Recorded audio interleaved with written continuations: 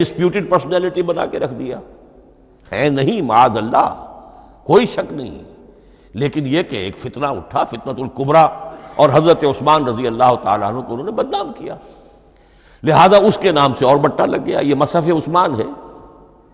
یہ ہے اصل میں وہ حماقتیں کہ جو ہوئی ہیں ہم سے، یہ قافیے ملانے کی وجہ سے، حالانکہ حضرت عثمان کی شان جو ہے وہ در حقیقت جامع آیات القرآن نہیں ہے، جامع الامت علی رسم واحد، پوری امت کو ایک رسم الخط پر جمع کرنے والی شخصیت حضرت عثمان کی ہے۔ مثلا اب دیکھیے مالک یوم الدین کس طرح لکھیں گے؟ میم لام اور کاف،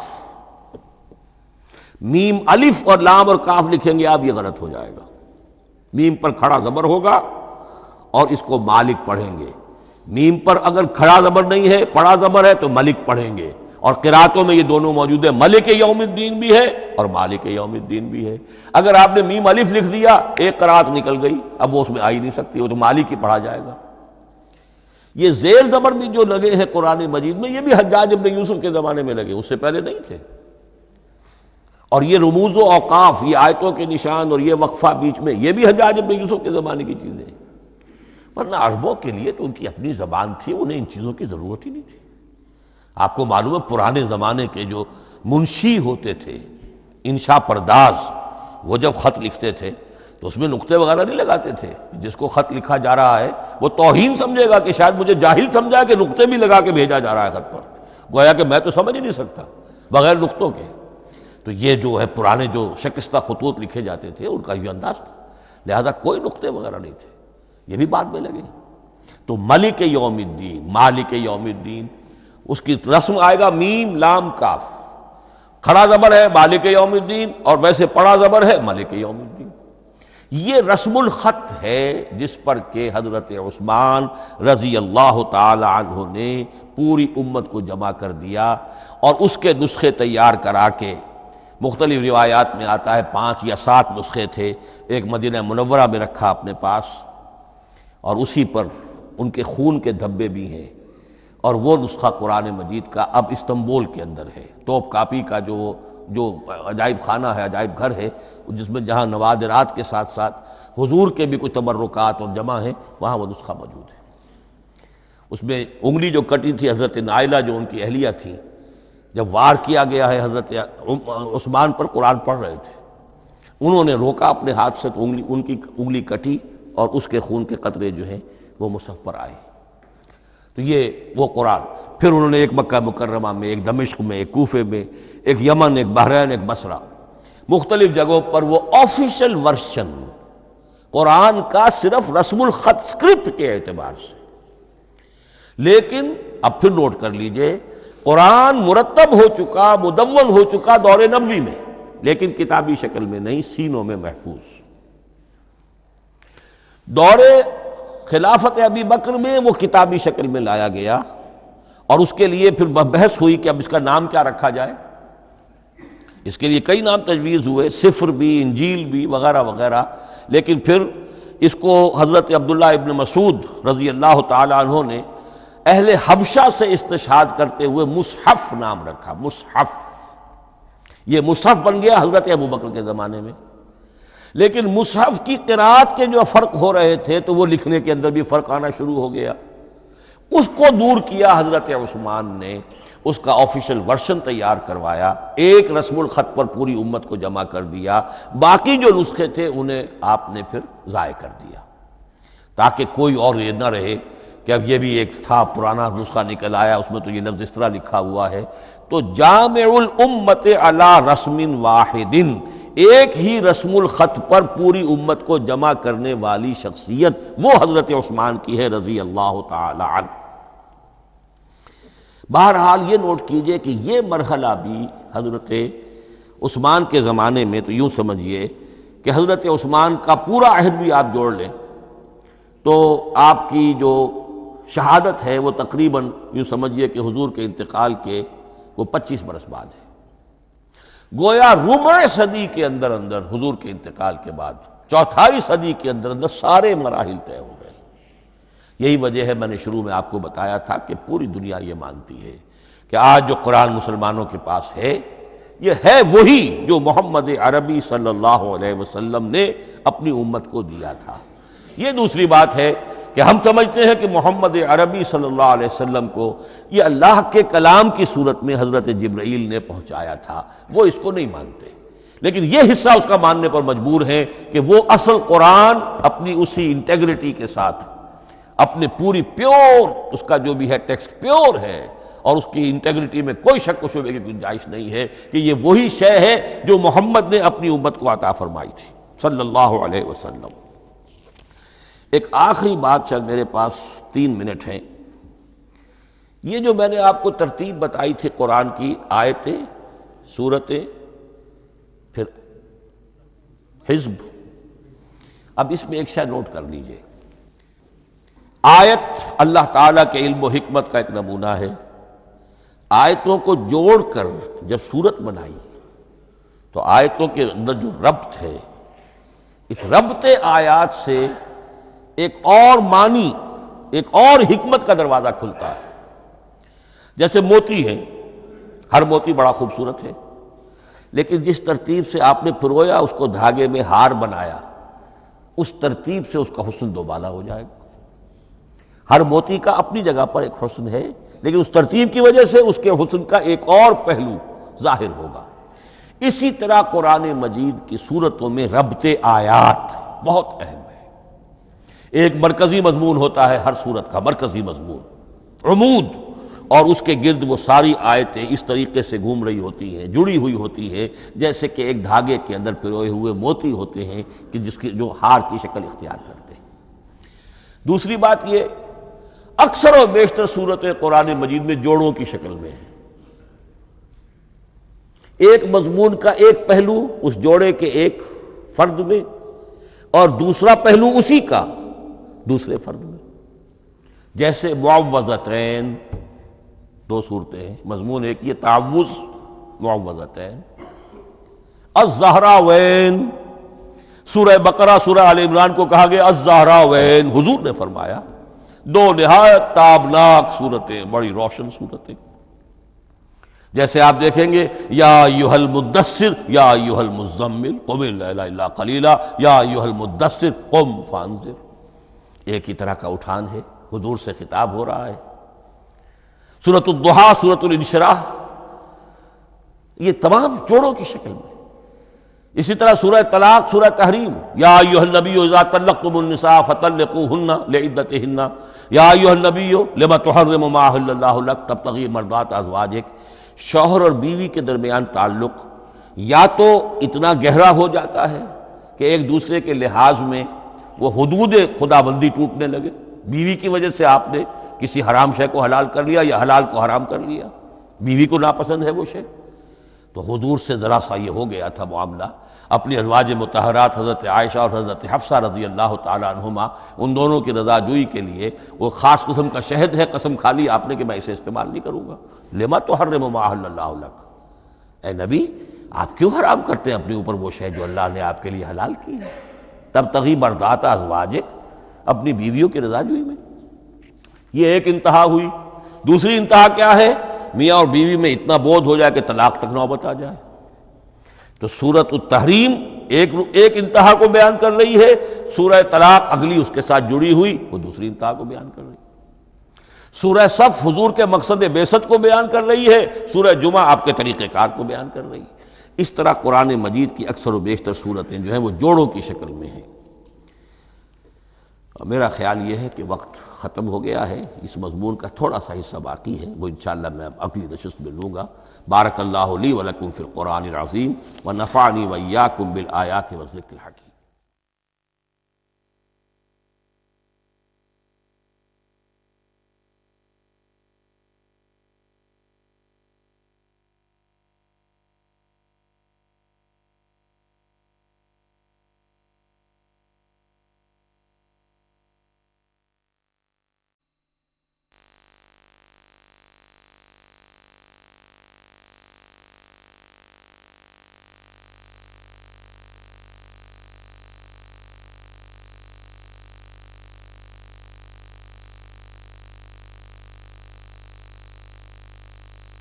أعوذ بالله من الشيطان الرجيم. بسم الله الرحمن الرحيم.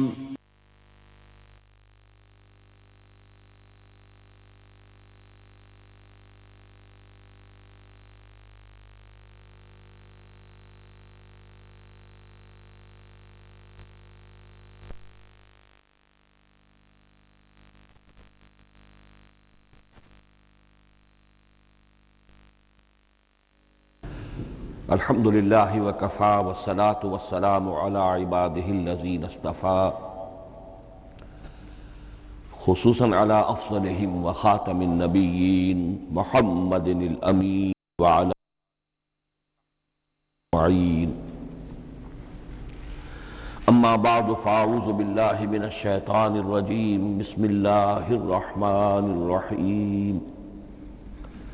رب اشرح لي صدري ويسر لي امري واحلل عقدة من لساني يفقهوا قولي. اللهم ربنا انس وحشتنا في قبورنا وارحمنا بالقرآن العظيم. اللهم اجعله لنا اماما ونورا وهدى ورحمة. اللهم ذكرنا منه ما نسينا وعلمنا منه ما جهلنا وارزقنا تلاوته آناء الليل وآناء النهار واجعله لنا حجة يا رب العالمين آمین. کل دو نشستوں میں تعارف قرآن کے ضمن میں جن عنوانات پر گفتگو ہو چکی ہے ان میں سے ایک تشنا رہا قرآن حکیم کی ترتیب اور تقسیم. اس کی تدوین کے بارے میں گفتگو ہماری مکمل ہو چکی تھی کہ قرآن حکیم کی تدوین 3 مراحل میں مکمل ہوئی. اولاً خود حضور صلی اللہ علیہ وسلم نے اللہ تعالیٰ ہی کے حکم سے قرآن مجید کو مرتب کر دیا اور اس مرتب شکل میں امت کو منتقل کیا. ترتیب معین ہو چکی تھی لیکن وہ کتابی شکل میں ما بین الدفتین جمع نہیں ہوا. اس کے بعد دوسرا مرحلہ آیا حضرت ابوبکر صدیق رضی اللہ تعالی عنہ کے عہد خلافت کے دوران، جب بہت سے حفاظ شہید ہو گئے جنگ یمامہ میں تو تشویش پیدا ہوئی کہ قرآن حکیم کو کتابی شکل کے اندر مرتب بھی کر لیا جائے، جمع کر لیا جائے. چنانچہ یہ کام حضرت ابوبکر صدیق کے عہد خلافت میں پورا ہو گیا اور اس کے لیے مصحف کا نام حضرت عبداللہ ابن مسعود کی تجویز پر حضرت ابوبکر صدیق رضی اللہ تعالی عنہ نے طے کیا.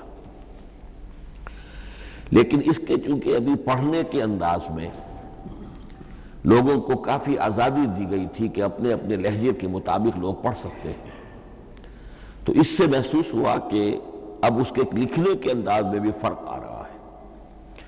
تو اس لیے ضرورت محسوس ہوئی کہ اس کا ایک سکرپٹ، ایک رسم الخط جو متفق علیہ ہو، اجماعی ہو، وہ طے کر دیا جائے. چنانچہ یہ تیسرا مرحلہ حضرت عثمان رضی اللہ تعالی عنہ کے عہد خلافت میں طے پایا.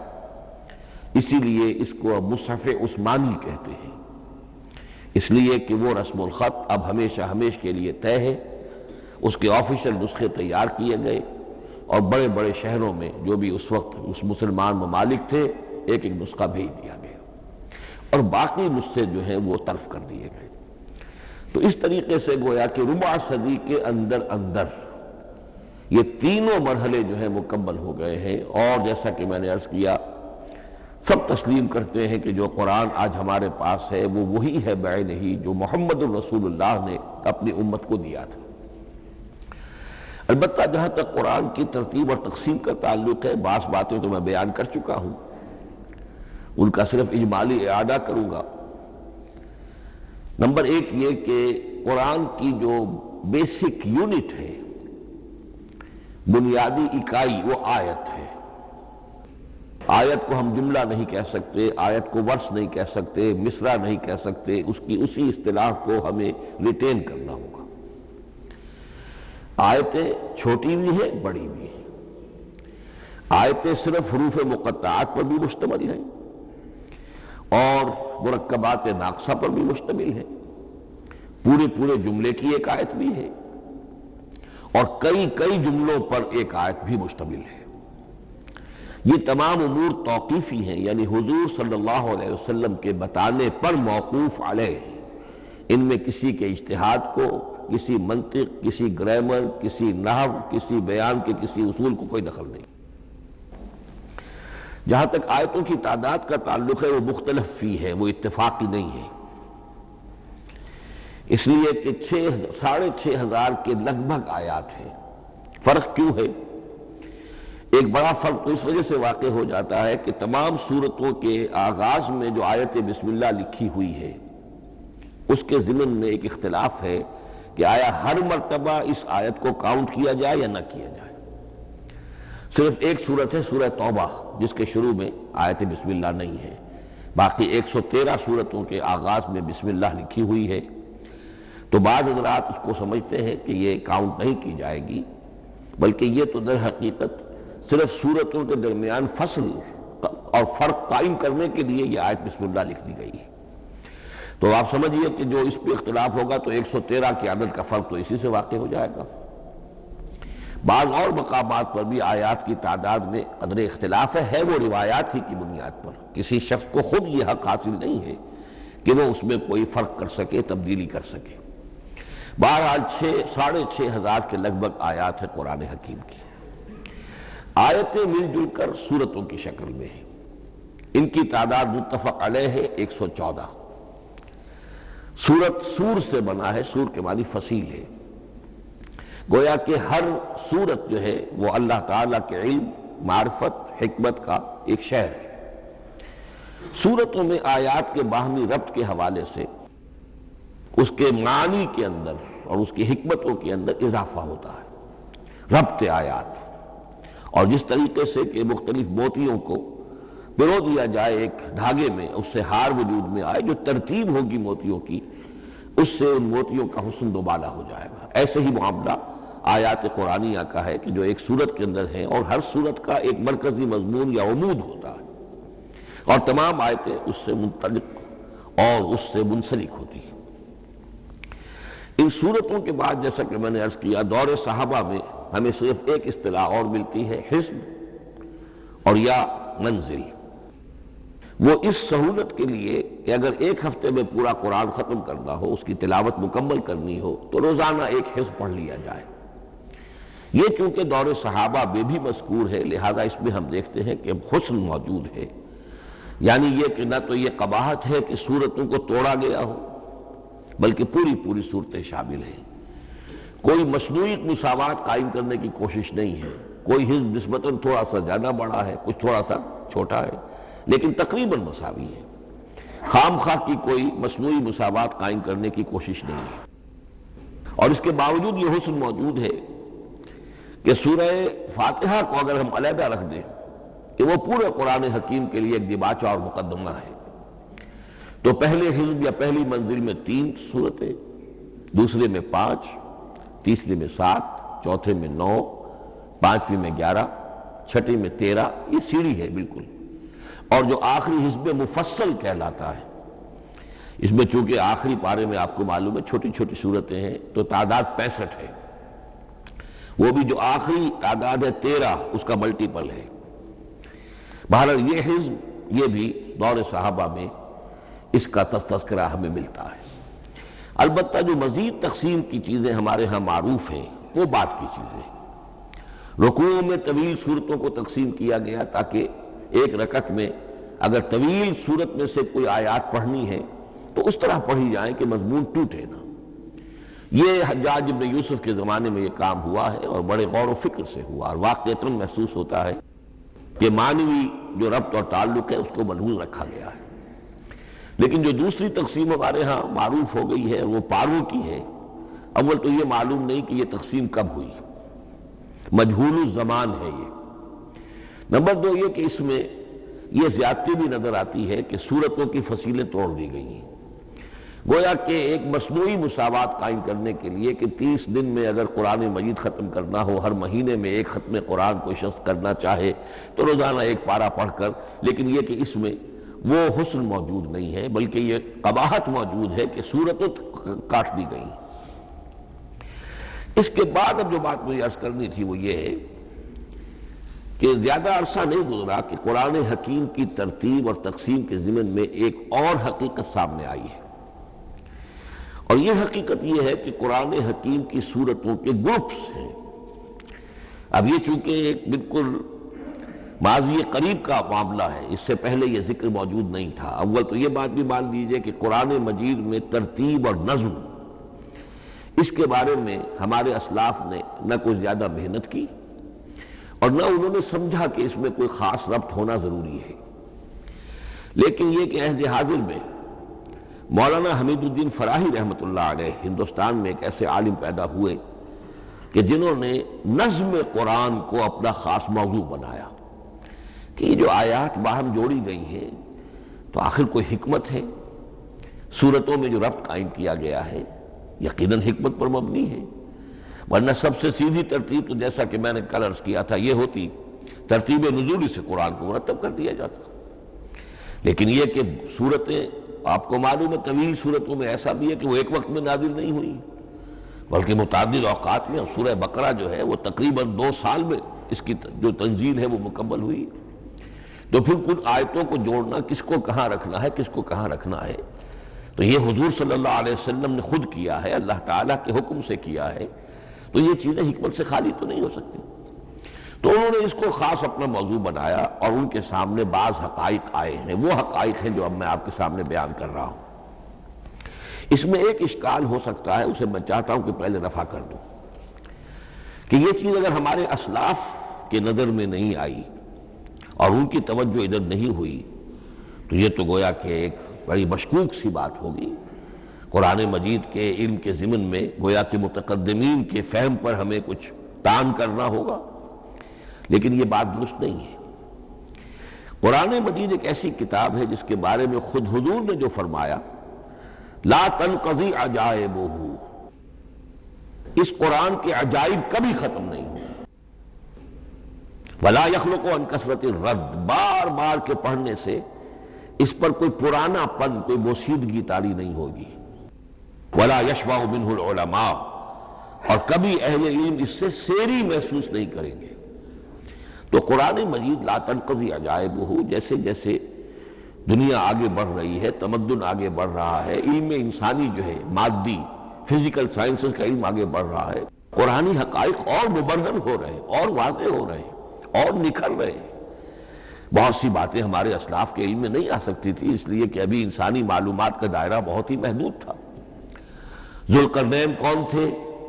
اب چونکہ تاریخ مفسرین کے علم میں نہیں تھی تو سکندر اعظم کو سمجھا گیا کہ ذوالقرنین ہے، حالانکہ سکندر کی شخصیت اور ذوالقرنین کی وہ شخصیت جو قرآن میں بیان ہوئی ہے دونوں میں کوئی مناسبت ہے ہی نہیں۔ اسی طریقے کا معاملہ یہ کہ نظم قرآن کا ایک پہلو کہ جو ابھی پوری طریقے سے آشکارا نہیں ہوا تھا، یہ دور وہ ہے کہ جس میں اللہ کی فضل و کرم سے وہ بات بھی اب کھل کر سامنے آئی ہے، اور اس سے در حقیقت توثیق ہو رہی ہے حضور کے اس فرمان کی کہ لا تنقضی عجائبہ، اس کے عجائب کبھی ختم نہیں ہوگی۔ انسان محنت کرے گا، کوشش کرے گا، یہ ہیروں کی ایک ایسی کان ہے جس میں سے اور ہیرے نکلتے چلے جائیں گے۔ اس کے ضمن میں ایک بات تو میں نے آپ سے کل عرض کر دی تھی اور آج پھر بھی کہی ہے، سورتوں میں بھی ایک ربط ہے، آیات جو سورتوں کے اندر جوڑی گئی ہیں، پھر سورتیں اکثر اور بیشتر جوڑوں کی شکل میں ہیں۔ اس کے کچھ مثالیں بھی کل میں نے آپ کو دی تھی۔ قرآن مجید کی ایک آیہ مبارکہ ہے وَمِن كُلِّ شَيْءٍ خَلَقْنَا زَوْجَيْنِ لَعَلَّكُمْ تَعْقِلُونَ یا لَعَلَّكُمْ تَذَكَّرُونَ، مجھے پوری طرح یاد نہیں ہے۔ ہم نے ہر شے کو جوڑوں کی شکل میں پیدا کیا، اگرچہ اس کو چونکہ قرآن مخلوق نہیں ہے ہم اس پر اس کا اطلاق نہیں کریں گے، لیکن من کل شیء خلقنا زوجین، اس میں اس قدر کیٹیگوریکل سٹیٹمنٹ ہے کہ معلوم ہوتا ہے کہ یہ اصول اتنا اللہ تعالیٰ کے ہاں اتنا پسندیدہ ہے کہ قرآن مجید کی صورتوں میں بھی یہ صورتوں کے بھی جوڑوں کی شکل میں ہونا یہ بہت ہی اظہر من الشمس ہے۔ بعض جگہوں پر تو اظہر من الشمس ہے، بعض جگہوں پر ذرا تدبر کر کے بات معلوم ہوتی ہے۔ البتہ کہیں کہیں آپ کو نظر آئے گا کچھ منفرد صورتیں بھی ہیں، اور ان میں سے بعض یا جب دوران ترجمہ یہ چیزیں آئیں گی تو اب میں صرف اس وقت حوالہ دے سکوں گا، بڑی تیزی سے ہمیں چلنا ہوگا، اس وقت میں چاہتا ہوں کہ ذہن میں یہ حقائق بیٹھ جائیں۔ بعض جگہوں پر آپ دیکھیں گے تین صورتوں کے گروپ ہیں، ان میں سے دو کے مابین تو نسبت زوجیت کامل ہے، بلکہ یہ سمجھ لیجئے نسبت زوجیت کہتے کس کو ہے؟ دو چیزیں مل کر کسی مقصد کی تکمیل کریں، ان دونوں میں ایسی نسبت ہونی چاہیے ریسیپروکل کہ وہ ایک دوسرے کی تکمیل کے لیے اور کسی مقصد کے حصول کے لیے ان کے مابین ایک تعلق قائم ہو، یہ زوجیت ہے۔ اسی طریقے سے قرآن مجید میں جب صورتیں آتی ہیں جوڑوں کی شکل میں تو کسی مضمون کا ایک رخ وہ ایک صورت میں آ جائے گا، اس کا دوسرا رخ دوسری صورت میں آ جائے گا، اور دونوں مل کر جسے ہم کہتے ہیں تصویر کے دونوں رخ، وہ رخ مکمل ہو جائیں گے، بات پوری ہو جائے گی۔ البتہ بعض جگہوں پر ہے تین صورتوں کے سب گروپس ہیں۔ میں اس معاملے میں گروپ کا لفظ ریٹین کر رہا ہوں، اس لیے کہ قدیم تو یہ تصور تھا نہیں، جدید اصطلاح ہے، تو اس میں چونکہ اب بہت سے الفاظ انگریزی زبان کے اب اردو میں آ گئے ہیں کہ اس کی جگہ کوئی اور بہت ہی کوئی کوشش کر کے لفظ آیا جائے تو وہ شاید زیادہ عام فہم نہیں ہوگا، یا عام فہم ہے۔ تو گروپس اور سب گروپس، چھوٹے گروپ بڑے گروپ، تو یہ چھوٹے گروپ جو ہے تین صورتوں کے، ان میں سے دو کے مابین تو نسبت زوجیت بتمام و کمال ہوگی، اور تیسرے کی حیثیت ضمیمے کی ہوگی۔ اس کی مثالیں بعد میں آئیں گی۔ البتہ یہ جو ضمیمے ہوتے ہیں خود ان کے یا جو دوسری منفرد صورتیں ہیں خود ان میں آپ کو فصل کے ساتھ نسبت زوجیت مل جائے گی۔ اس سے آگے چلیے، اب اصل ہے وہ شے جس کو میں آج چاہتا ہوں بیان کرنا۔ قرآن حکیم کی صورتوں کی ایک گروپنگ اس اعتبار سے سامنے آئی، کچھ صورتیں مکی پھر مدنی پھر مکی پھر مدنی پھر مکی پھر مدنی پھر مکی پھر مدنی، ایسا کیوں ہے؟ بڑی قابل غور بات ہے، اس میں کوئی حکمت ہے؟ اور عجیب بات یہ سامنے آئی، اس اعتبار سے بھی قرآن کے 7 گروپ بنتے ہیں، ہر گروپ میں ایک یا ایک سے زائد مکی صورت اور پھر ایک یا ایک سے زائد مدنی صورتیں، ایک گروپ پورا ہو گیا۔ دوسرے گروپ میں پھر ایک یا ایک سے زائد مکی صورت، پھر ایک یا ایک سے زائد مدنی صورتیں، وہ پھر گروپ مکمل ہو گیا۔ یہ گروپ بھی قرآن حکیم میں 7 ہیں۔ یہ گروپ جو ہے قرات کے لیے نہیں ہے، یہ گروپ جو معنوی تقسیم ہے، غور و فکر کے اعتبار سے، کہ ہر گروپ کا ایک عمود ہے، ایک مرکزی مضمون ہے، اور جس طریقے سے صورتیں دو مل کر ایک مضمون کی تکمیل کرتی ہیں، اسی طرح ہر گروپ کی مکی اور مدنی صورتیں مل کر ایک بڑے مضمون کی تکمیل کرتی ہیں۔ اس طریقے سے گویا کہ یہ قرآن مجید میں 7 گروپ ہیں بڑے بڑے، جو کہ جس میں کہ صورتیں جو ہیں وہ جمع کی گئی ہیں۔ مثلاً میں اب آپ کو اشارتاً بتا دوں، پہلے گروپ میں سورہ مکی جو ہے وہ صرف ایک ہے، سورہ فاتحہ، تعداد میں تو ایک ہے، وہ اپنے حجم کے اعتبار سے چھوٹی بھی ہے لیکن بہت بھاری صورت ہے۔ وَلَقَدْ آتَيْنَاكَ سَبْعًا مِنَ الْمَثَانِي وَالْقُرْآنَ الْعَظِيمِ، محض اس صورت کو بھی قرآن عظیم کہا گیا ہے۔ لیکن ایک صورت مکی سورہ فاتحہ، پھر 4 طویل ترین صورتیں مدنی، بقرہ، آل عمران، نساء، مائدہ۔ دوسرے گروپ میں 2 صورتیں مکی، 2 مدنی، الانعام، الاعراف مکیات، الانفال، التوبہ مدنیات۔ تیسرا گروپ چلتا ہے، 14 صورتیں مسلسل چلی جا رہی ہیں مکی، سورہ یونس سے، سورہ یونس، سورہ ہود، سورہ یوسف، سورہ رعد، سورہ ابراہیم، چلتے جائیے، سورہ حجر، سورہ نحل، سورہ بنی اسرائیل، سورہ کہف، سورہ مریم، سورہ طٰہٰ، سورہ انبیاء، سورہ حج اور سورہ مومنون، 14 صورتیں۔ اب آئی ایک مدنی صورت، سورہ نور، یہ تیسرا گروپ مکمل ہو گیا۔ چوتھے گروپ میں بھی یہی بات آپ کو نظر آئے گی، الفرقان سے سورہ سجدہ تک 8 صورتیں مکی ہیں، اور پھر ایک صورت آتی ہے سورۃ الاحزاب، وہ مدنی ہے۔ اب یہ جو ایک ایک صورتیں آئی ہیں، سورہ نور اور سورہ احزاب، ہر شخص کو اندازہ ہو جائے گا یہ آپس میں جوڑے کی شکل رکھتی ہیں، ان کے مضامین بہت ایک دوسرے سے مشابہ ہیں، بہت مشابہ ہیں۔ لیکن یہ کہ وہ اس طریقے کا جوڑا نہیں ہے کہ اسی گروپ میں ان کا جوڑا موجود ہو، اس کا جوڑا جو ہے وہ دوسرے گروپ میں ہے۔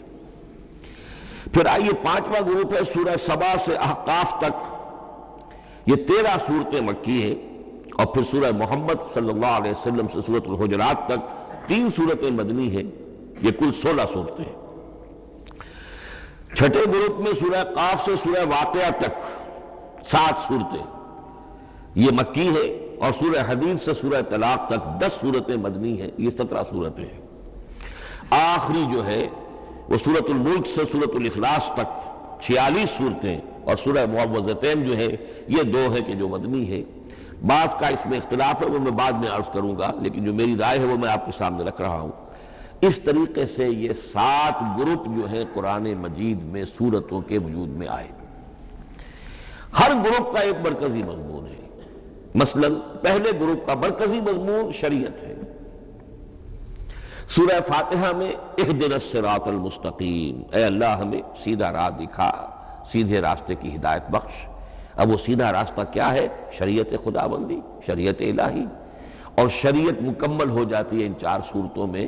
شریعت محمدی کا جو بلو پرنٹ ہے، ابتدائی خاکہ جو ہے وہ آپ کو سورہ بقرہ میں ملے گا، اور اس کی جو تکمیلی صورتیں ہیں، تکمیلی احکام ہے، وہ سورہ مائدہ۔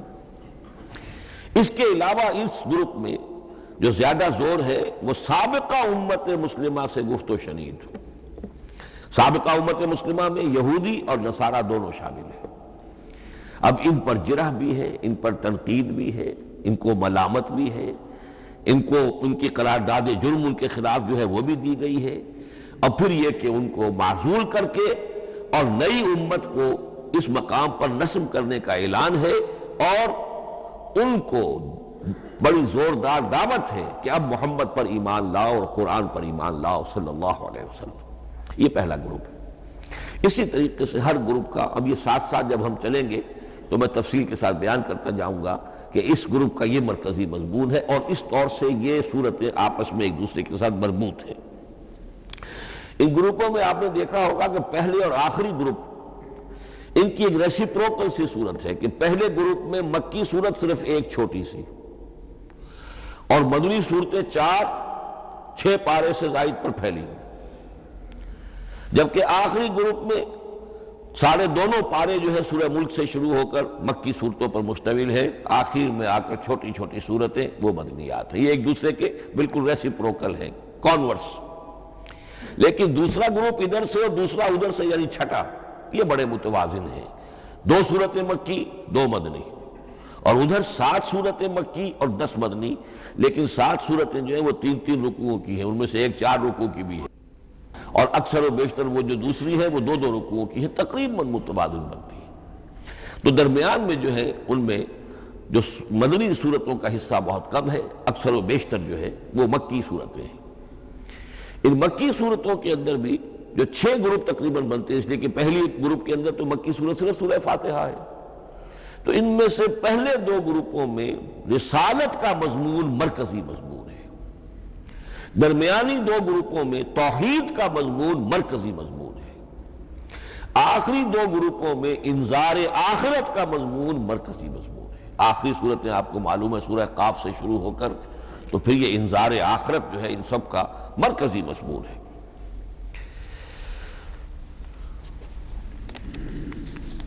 مدنی قرآن جو ہے یہ بھی آپ نوٹ کر لیجئے کہ کل قرآن کا 1/3 ہے تقریباً، اور اس 1/3 کا 2/3 پورا کا پورا پہلے گروپ میں آ گیا ہے۔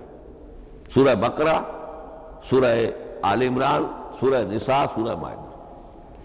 باقی تو پھر جا کے سورہ احزاب، سورہ نساء، پھر 3 چھوٹی صورتیں، پھر آخر میں 2 بہت چھوٹی چھوٹی صورتیں، سورہ انفال اور سورہ توبہ۔ لیکن یہ کہ یہ 2/3 جو ہے مدنی قرآن کا حجم بالکل پہلے ہی اس گروپ کے اندر آ گیا ہے۔ اس کی بھی حکمت ہے، کیوں مدنی صورتوں کو پہلے رکھا گیا؟ میرے علم میں نہیں ہے کہ اس موضوع پر کسی شخص نے گفتگو کی ہو سوائے محمد مارمڈیوک پکتھال کے۔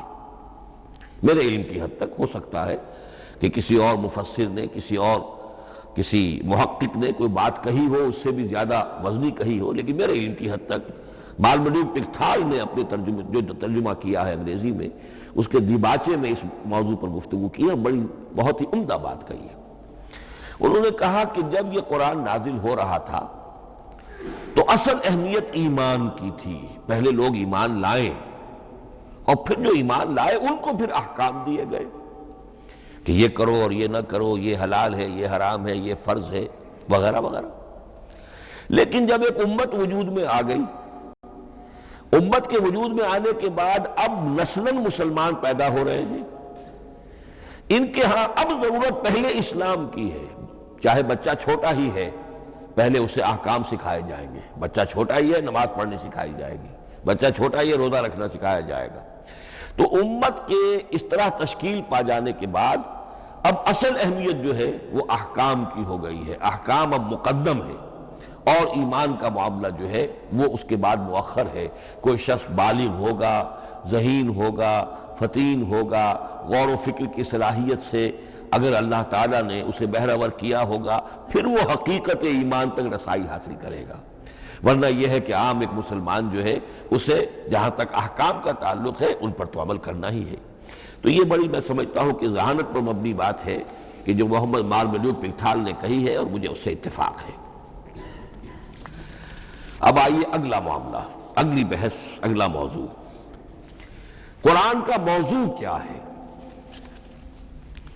کیا قرآن فلسفے کی کتاب ہے، سائنس کی کتاب ہے، کیا یہ جیولوجی کی کتاب ہے، فزکس کی کتاب ہے، کس چیز کی کتاب ہے؟ تو پہلی بات یہ سمجھیے، قرآن کا موضوع ہے انسان، لیکن انسان کی اناٹمی نہیں، انسان کی فزیولوجی نہیں، انسان کی اینتھروپولوجی نہیں، کچھ نہیں، انسان کی ہدایت۔ یہ ہدایت کا لفظ بنیادی ہے قرآن مجید کے لیے۔ چنانچہ دیکھیے ذرا نوٹ کر دیجئے، سورہ بقرہ کے شروع ہی میں ھدی للمتقین، پھر اس کے وسط میں ھدی للناس، سورہ یونس میں فرمایا ھدی ورحمۃ للمؤمنین، سورہ لقمان میں فرمایا ھدی ورحمۃ للمحسنین، سورۃ البقرہ اور النحل میں فرمایا، نمل میں ھدی وبشریٰ للمؤمنین، آل عمران میں وموعظۃ للمتقین، ھدی وموعظۃ للمتقین، پھر 3 مرتبہ الہدی هو الذی ارسل رسولہ بالہدی ودین الحق لیظہرہ علی الدین کلہ۔ الہدی، ہدن نکرہ ہے، الہدی معرفہ ہو گیا، یعنی ہدایت کاملہ، ہدایت تامہ، ہدایت ابدی۔ اسی طرح سورۃ النجم میں فرمایا وَلَقَدْ جَاءَهُم مِّن رَّبِّهِمُ الْهُدَىٰ، سورۃ الجن میں وَإِنَّا لَمَّا سَمِعْنَا الْهُدَىٰ آمَنَّا بِهِ، سورہ بنی اسرائیل میں وَمَا مَنَعَ النَّاسَ أَن يُؤْمِنُوا إِذْ جَاءَهُمُ الْهُدَىٰ، سورہ بنی اسرائیل میں بھی یہ الفاظ آئے، سورہ کہف میں بھی آئے۔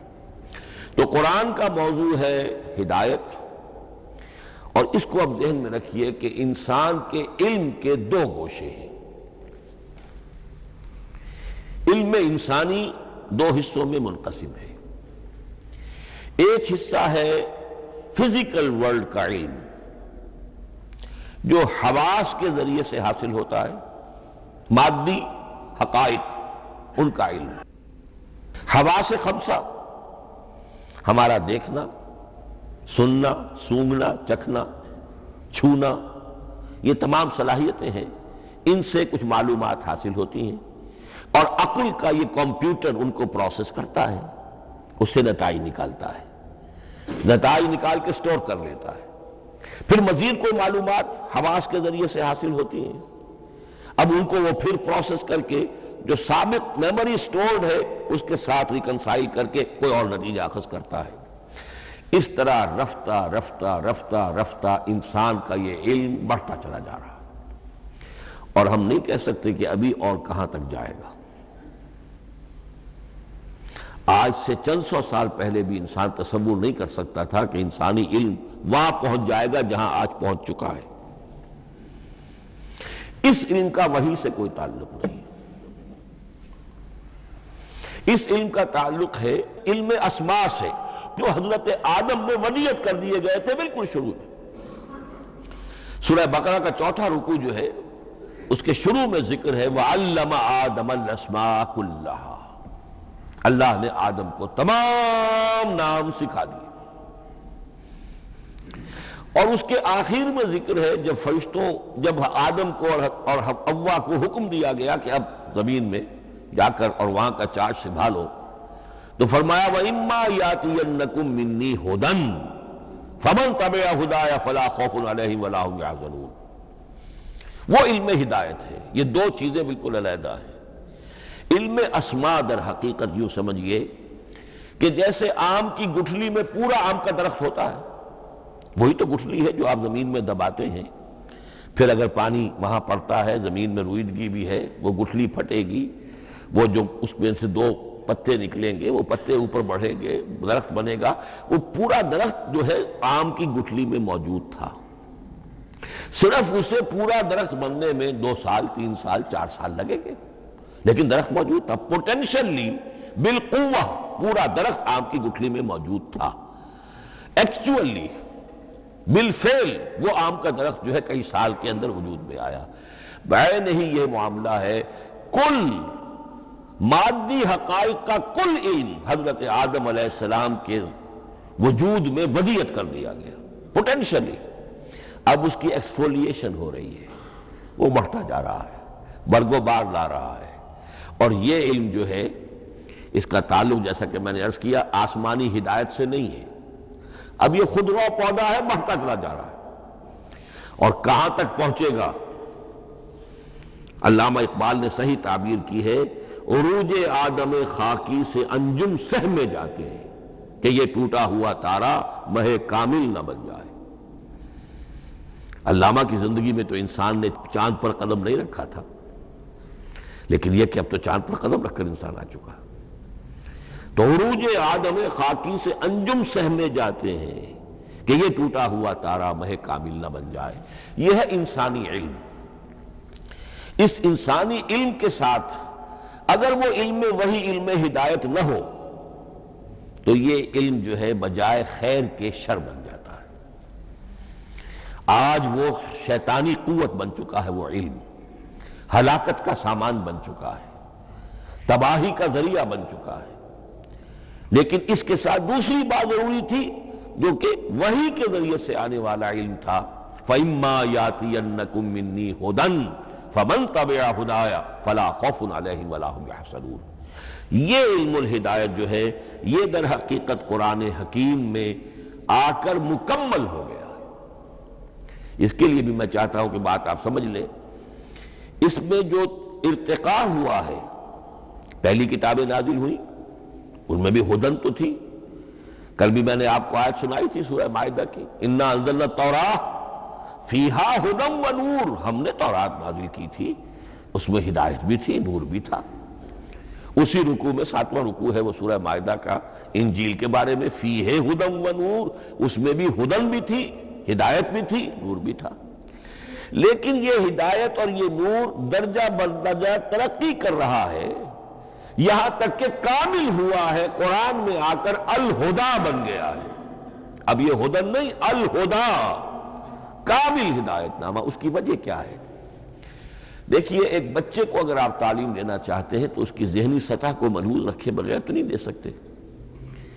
آپ چاہے پی ایچ ڈی استاد رکھ دیں کسی بچے کے لیے، بچہ بھی پرائمری کی تعلیم پا رہا ہے، وہ پی ایچ ڈی کا استاد کیا کچھ پلا دے گا اس کو، کیا پڑھا دے گا اس کو؟ اس کی اپنی استعداد جو ہے ابھی اتنی کم ہے کہ اسی کی مناسبت سے اسے تعلیم دی جائے گی۔ رفتہ رفتہ وہ آگے بڑھے گا، یہاں تک کہ وہ اپنے پوری عقل کے اور شعور کی پوری شدت اور قوت کو پہنچ جائے گا، بلوغت کو پہنچ جائے گا۔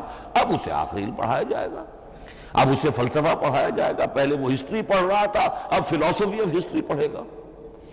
اس حوالے سے تدریجاً اللہ تعالیٰ نے تورات میں صرف احکام ہے، حکمت ہے ہی نہیں، انجیل میں حکمت ہے، احکام ہے ہی نہیں، دونوں مل کر ایک بات کو مکمل کرتی ہیں۔ تورات میں صرف احکام ہے، حکمت ہے ہی نہیں۔ جیسے کہ میں نے عرض کیا تھا، بچے کو آپ بتا دیتے ہیں بھئی روزہ ٹوٹ جاتا ہے اس طریقے سے، روزے کا مطلب یہ ہے اب دن بھر کھانا کچھ نہیں ہے، چاہے بچہ ابھی 6 سال کا ہے، 7 سال کا ہے، 8 سال کا ہے، آپ بتا رہے ہیں احکام تو دے دیے جائیں، یہ کرو یہ نہ کرو، یہ ڈوز ہے یہ ڈونٹس ہیں۔ تو احکام عشرہ دی 10 commandments، احکام دیے گئے، حکمت نہیں۔ ابھی حکمت کا تحمل ان کے لیے ممکن نہیں تھا، ابھی وہ عہد طفولیت ہے نوع انسانی کا۔ یوں سمجھیے کہ آج سے 3500 سال قبل کا انسان، 1400 قبل مسیح میں تورات دی گئی ہے حضرت موسیٰ علیہ السلام کو۔ اب یہ 2000 مسیح آنے والا ہے تو 3400 سال پہلے کی بات ہے، تو انسانی ذہن ابھی جس سطح پر تھا، یہاں تک کہ 2000 سال پہلے حضرت مسیح علیہ السلام کے بھی الفاظ انجیل میں موجود ہیں، اب بھی موجود ہیں۔ اپنے حوارین سے آپ نے فرمایا تھا ابھی مجھے تم سے اور بھی بہت سی باتیں کہنی تھی، مگر ابھی تم ان کا تحمل نہیں کر سکو گے، جب وہ فارقلیت آئے گا تو تمہیں سب کچھ بتائے گا۔ یہ پیشین گوئی تھی محمد الرسول اللہ صلی اللہ علیہ وسلم۔ ابھی تم تحمل نہیں کر سکتے، ابھی 600 برس اور چاہیے تمہاری ذہنی بلوغت کے لیے۔ تو الہدیٰ مکمل ہوا ہے قرآن حکیم میں آ کر۔ البتہ ایک نقطہ اس میں نوٹ کیجئے، قرآن مجید اگرچہ کتاب ہدایت ہے، سائنس کی کتاب نہیں ہے، لیکن اس میں سائنٹیفک فینومینا کی طرف اشارے موجود ہیں۔ چونکہ قرآن مجید ان تمام جو بھی یہ کائناتی حقائق ہیں، ان سب کو آیات الہیہ قرار دیتا ہے۔ ان فی خلق السماوات والارض واختلاف اللیل والنہار والفلک التی تجری فی البحر بما ينفع الناس وما انزل اللہ من السماء من ماء فاحیا به الارض بعد موتها وبث فيها من كل دابة وتصریف الرياح والسحاب المسخر بین السماء والارض لآیات لقوم یعقلون۔ یہ سب نشانیاں ہیں اللہ کی، اللہ کی قدرت، اللہ کی عظمت، اللہ کے علم کامل، اللہ کی حکمت بالغہ، سب نشانیاں۔ تو یہ جو فزیکل فینومینا ہے ان کی طرف قرآن ریفر کرتا ہے۔ بعض حقائق وہ ہے کہ جن کا تعلق اسٹرانومی سے ہے، کل فی فلک یسبحون، یہ تمام اجرام سماویہ جو ہیں یہ اپنے اپنے مدار میں تیر رہے ہیں، معلوم ہوا ہر شے حرکت میں ہے۔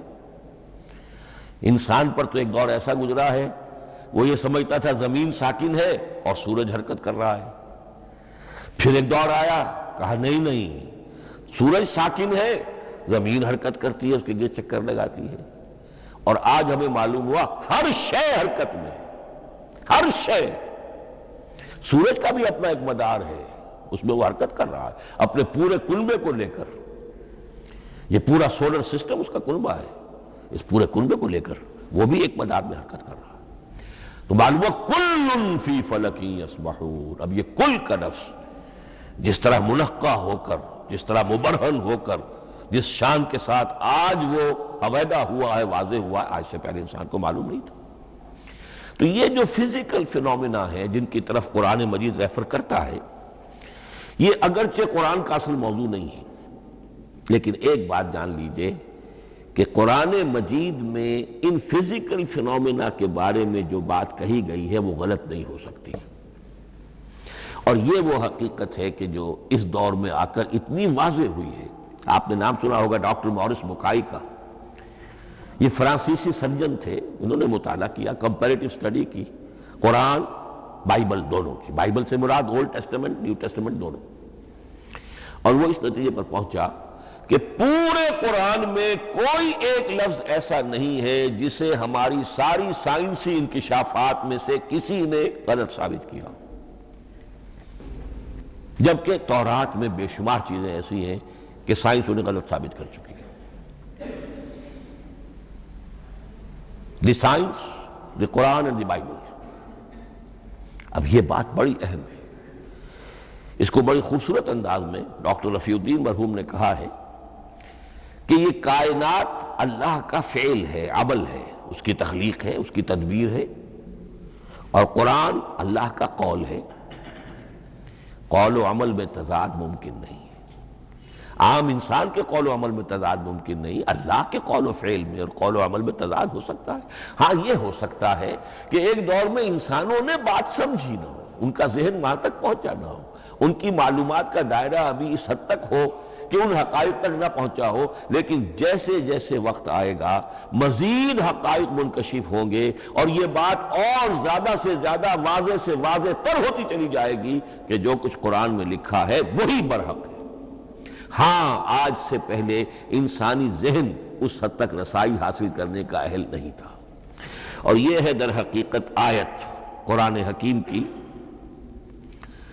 یہ سورہ حامیم السجدہ کی لاسٹ بٹ ون آیت ہے، سَنُرِيهِمْ آیاتنا فِي الْآفَاقِ وَفِي أَنفُسِهِمْ حَتَّى يَتَبَيَّنَ لَهُمْ أَنَّهُ الْحَقُّ، ہم انہیں دکھاتے چلے جائیں گے اپنی نشانیاں، آفاق میں بھی انفس میں بھی۔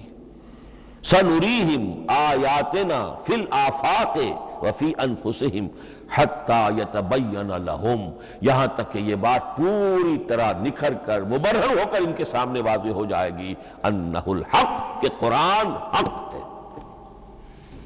اور اسی کی حقیقت جو ہے، جیسا کہ میں نے عرض کیا، ایک تو مورس بکائی کو ذہن میں رکھیے، اور ایک اور شخص کینیڈا میں ایک بہت بڑا ڈاکٹر ہے کہ جو ایمبریولوجسٹ ہے، اور اس کی جو ٹیکسٹ بکس ہے جو ایمبریولوجی پر، علم جنین یعنی رحم مادر میں جو بچے کی پرورش ہوتی ہے کیسی ہوتی ہے، کن کن سٹیجز سے گزر کر ہوتی ہے، یہ علم جنین یا ایمبریولوجی، تو سٹینڈرڈ ٹیکسٹ بک ہے دنیا میں اس کی، ڈاکٹر کیتھل مور کی۔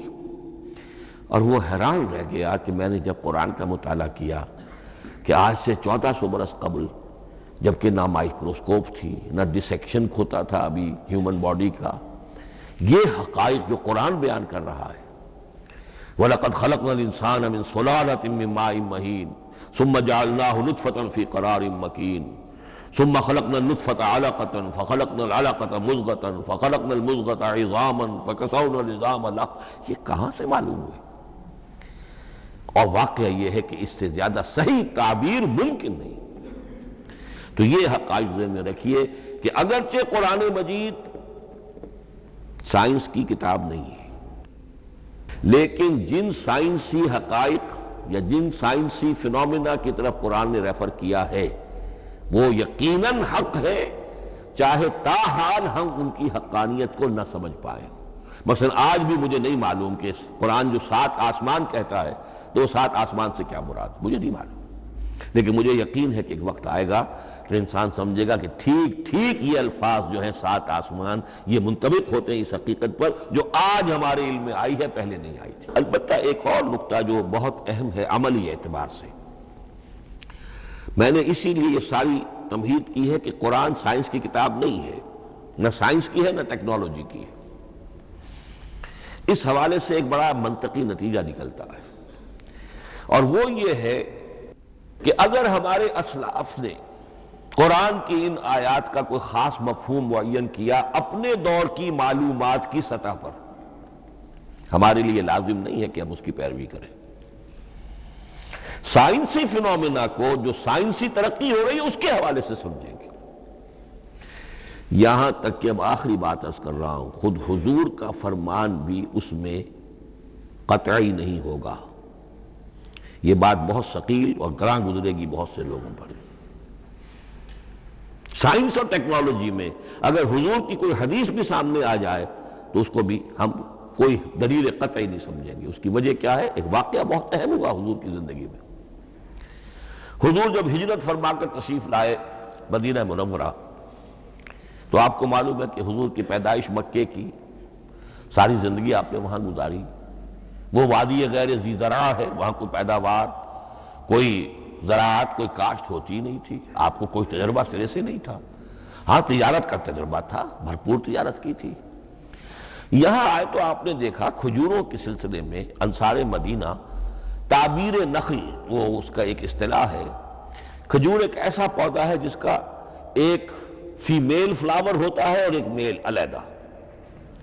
اب میل فلاور اور فیمیل فلاور ان دونوں کو قریب لے آئیں تو اس سے اس بات کا زیادہ امکان ہو جاتا ہے فرٹیلائزیشن ہو اور پھل بنے اور زیادہ آپ کو پھل حاصل ہو، فصل زیادہ ہو۔ اگر وہ فاصلے پر رہیں گے تو ہو سکتا ہے کہ اس کا امکان کم ہو، تو وہ ان کو قریب جوڑ دیتے تھے۔ حضور نے دیکھا تو آپ نے فرمایا کہ آپ لوگ ایسا نہ کریں تو کیا ہے، یعنی نیچر جو ہے، nature can take care of it self. آخر فطرت ہے، فطرت نے یہ ساری چیزیں بنائی ہیں، آپ ایسا نہ کریں تو کیا ہے؟ صرف یہ کہا آپ نے روکا نہیں، لیکن ظاہر بات ہے صحابہ کرام کے لیے رضوان اللہ تعالی علیہ مجمعین حضور کا اتنا کہنا بھی گویا کہ حکم کے درمیان، انہوں نے اس سال وہ کام نہیں کیا، فصل کم ہو گئی۔ اب وہ ڈرتے ڈرتے جھجکتے جھجکتے حضور کی خدمت میں آئے۔ حضور آپ نے فرمایا تھا ہم نے وہ نہیں کیا، تعبیر نخل اس سال نہیں کی ہم نے، فصل کم ہوئی ہے۔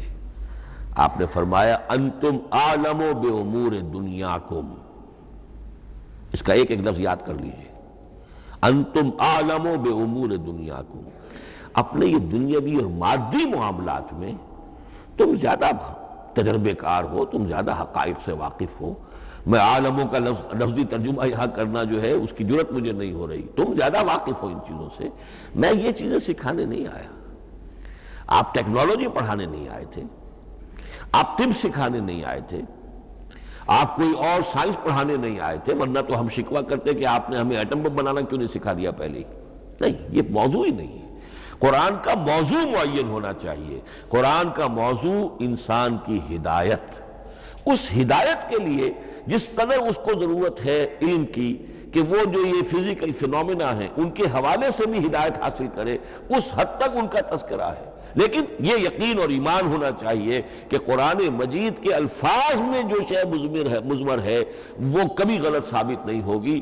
یہ ہو سکتا ہے کہ قرآن کی کسی آیت کا کوئی مفہوم ہمارے اسلاف نے 1000 برس پہلے یا 600 برس پہلے سمجھا ہو اور وہ مفہوم غلط ثابت ہو جائے، وہ ایک علیحدہ بات ہوگی، لیکن قرآن مجید کا ٹیکسٹ جو ہے اس کے اندر کہیں ایسی بات نہیں آ سکتی۔ اب آئیے فہم قرآن کے اصول۔ ظاہر بات ہے کہ اس موضوع پر اصول تفسیر پر کوئی مجھے تفصیلی اس وقت گفتگو کرنے کا موقع تو نہیں ہے، البتہ یہ کہ 7 گنتی کر کے چیزیں نوٹ کر لیجئے کہ جس سے قرآن مجید کے فہم میں سہولت حاصل ہوگی۔ پہلی بات وہ جو کسی درجے میں پہلے بھی سامنے آ چکی ہے، قرآن کا اسلوب استدلال منطقی نہیں ہے، فطری ہے۔ ایک ہوتا ہے منطق کی گتھیوں سے اور منطق کے اصولوں سے اور منطق کی دلیلوں سے بات ثابت کی، یہ نہیں۔ قرآن فطرت انسانی کے مطابق بات کرتا ہے۔ ایک ان پڑھ شخص بھی قرآن کو اپنے سے دور یا اپنے آپ کو قرآن سے دور نہیں سمجھے گا، اگر ذرا سا وہ قرآن کو سمجھ سکتا بس۔ لیکن یہ ہے کہ قرآن مجید کا جو اسلوب ہے وہ تو یہ کہ منطقی نہیں ہے، فطری ہے، یا اس میں اگر ایک لفظ کا اضافہ کیا جائے خطابی ہے۔ خطابی کیا ہوتا ہے؟ جو میں کل عرض کر چکا ہوں، خطبے کی ایک شان ہوتی ہے، وہ دلیل کے ساتھ ساتھ جذبات سے بھی اپیل کرتا ہے، اور اس میں آپ کو ایک اپنے باطن میں جھانکنے کی دعوت دی جاتی ہے۔ تم ذرا اپنے باطن میں جھانک کر دیکھو۔ بعض آیات ایسی ہیں، بڑی پیاری آیات ہیں، افی اللہ شک فاطر السماوات والارض، بس کیا اللہ کی ہستی میں بھی کوئی شک ہو سکتا ہے جو آسمان اور زمین کا پیدا کرنے والا ہے؟ غور کرو، سوچو۔ تو یہ صرف آپ کے درو بینی، آپ کو اپنے اندر جھانکنے کی دعوت ہے۔ اسی طرح اَإِنَّكُمْ لَتَشْهَدُونَ أَنَّ مَعَ اللَّهِ آلِهَةً أُخْرَىٰ، کیا واقعتاً تم اس کی گواہی دیتے ہو کہ اللہ کے ساتھ کوئی اور بھی الہ ہے؟ یہ گویا کہ کسی کے آنکھوں میں آنکھیں ڈال کر پیئرسنگ آئیز کے ساتھ کسی سے سوال کرنا، کیا واقعی؟ اور اس میں در حقیقت کون سی ہے پس منظر میں؟ یہ بنائے ہوئے ڈھکوسلے ہیں، ان پر خود تمہارا دل مطمئن نہیں ہے۔ تم کہتے تو ہو یہ ہمارا عقیدہ ہے اور یہ ہماری بات ہے اور یہ ہمارا موروثی عقیدہ ہے، ھذا ما وجدنا علیہ آباءنا، ہم نے آباء، لیکن واقعتاً غور تو کرو، کیا واقعی تم گواہی دیتے ہو کہ اللہ کے سوا کوئی اور الہ بھی موجود ہے؟ اس کو آپ کہیں گے خطابی انداز۔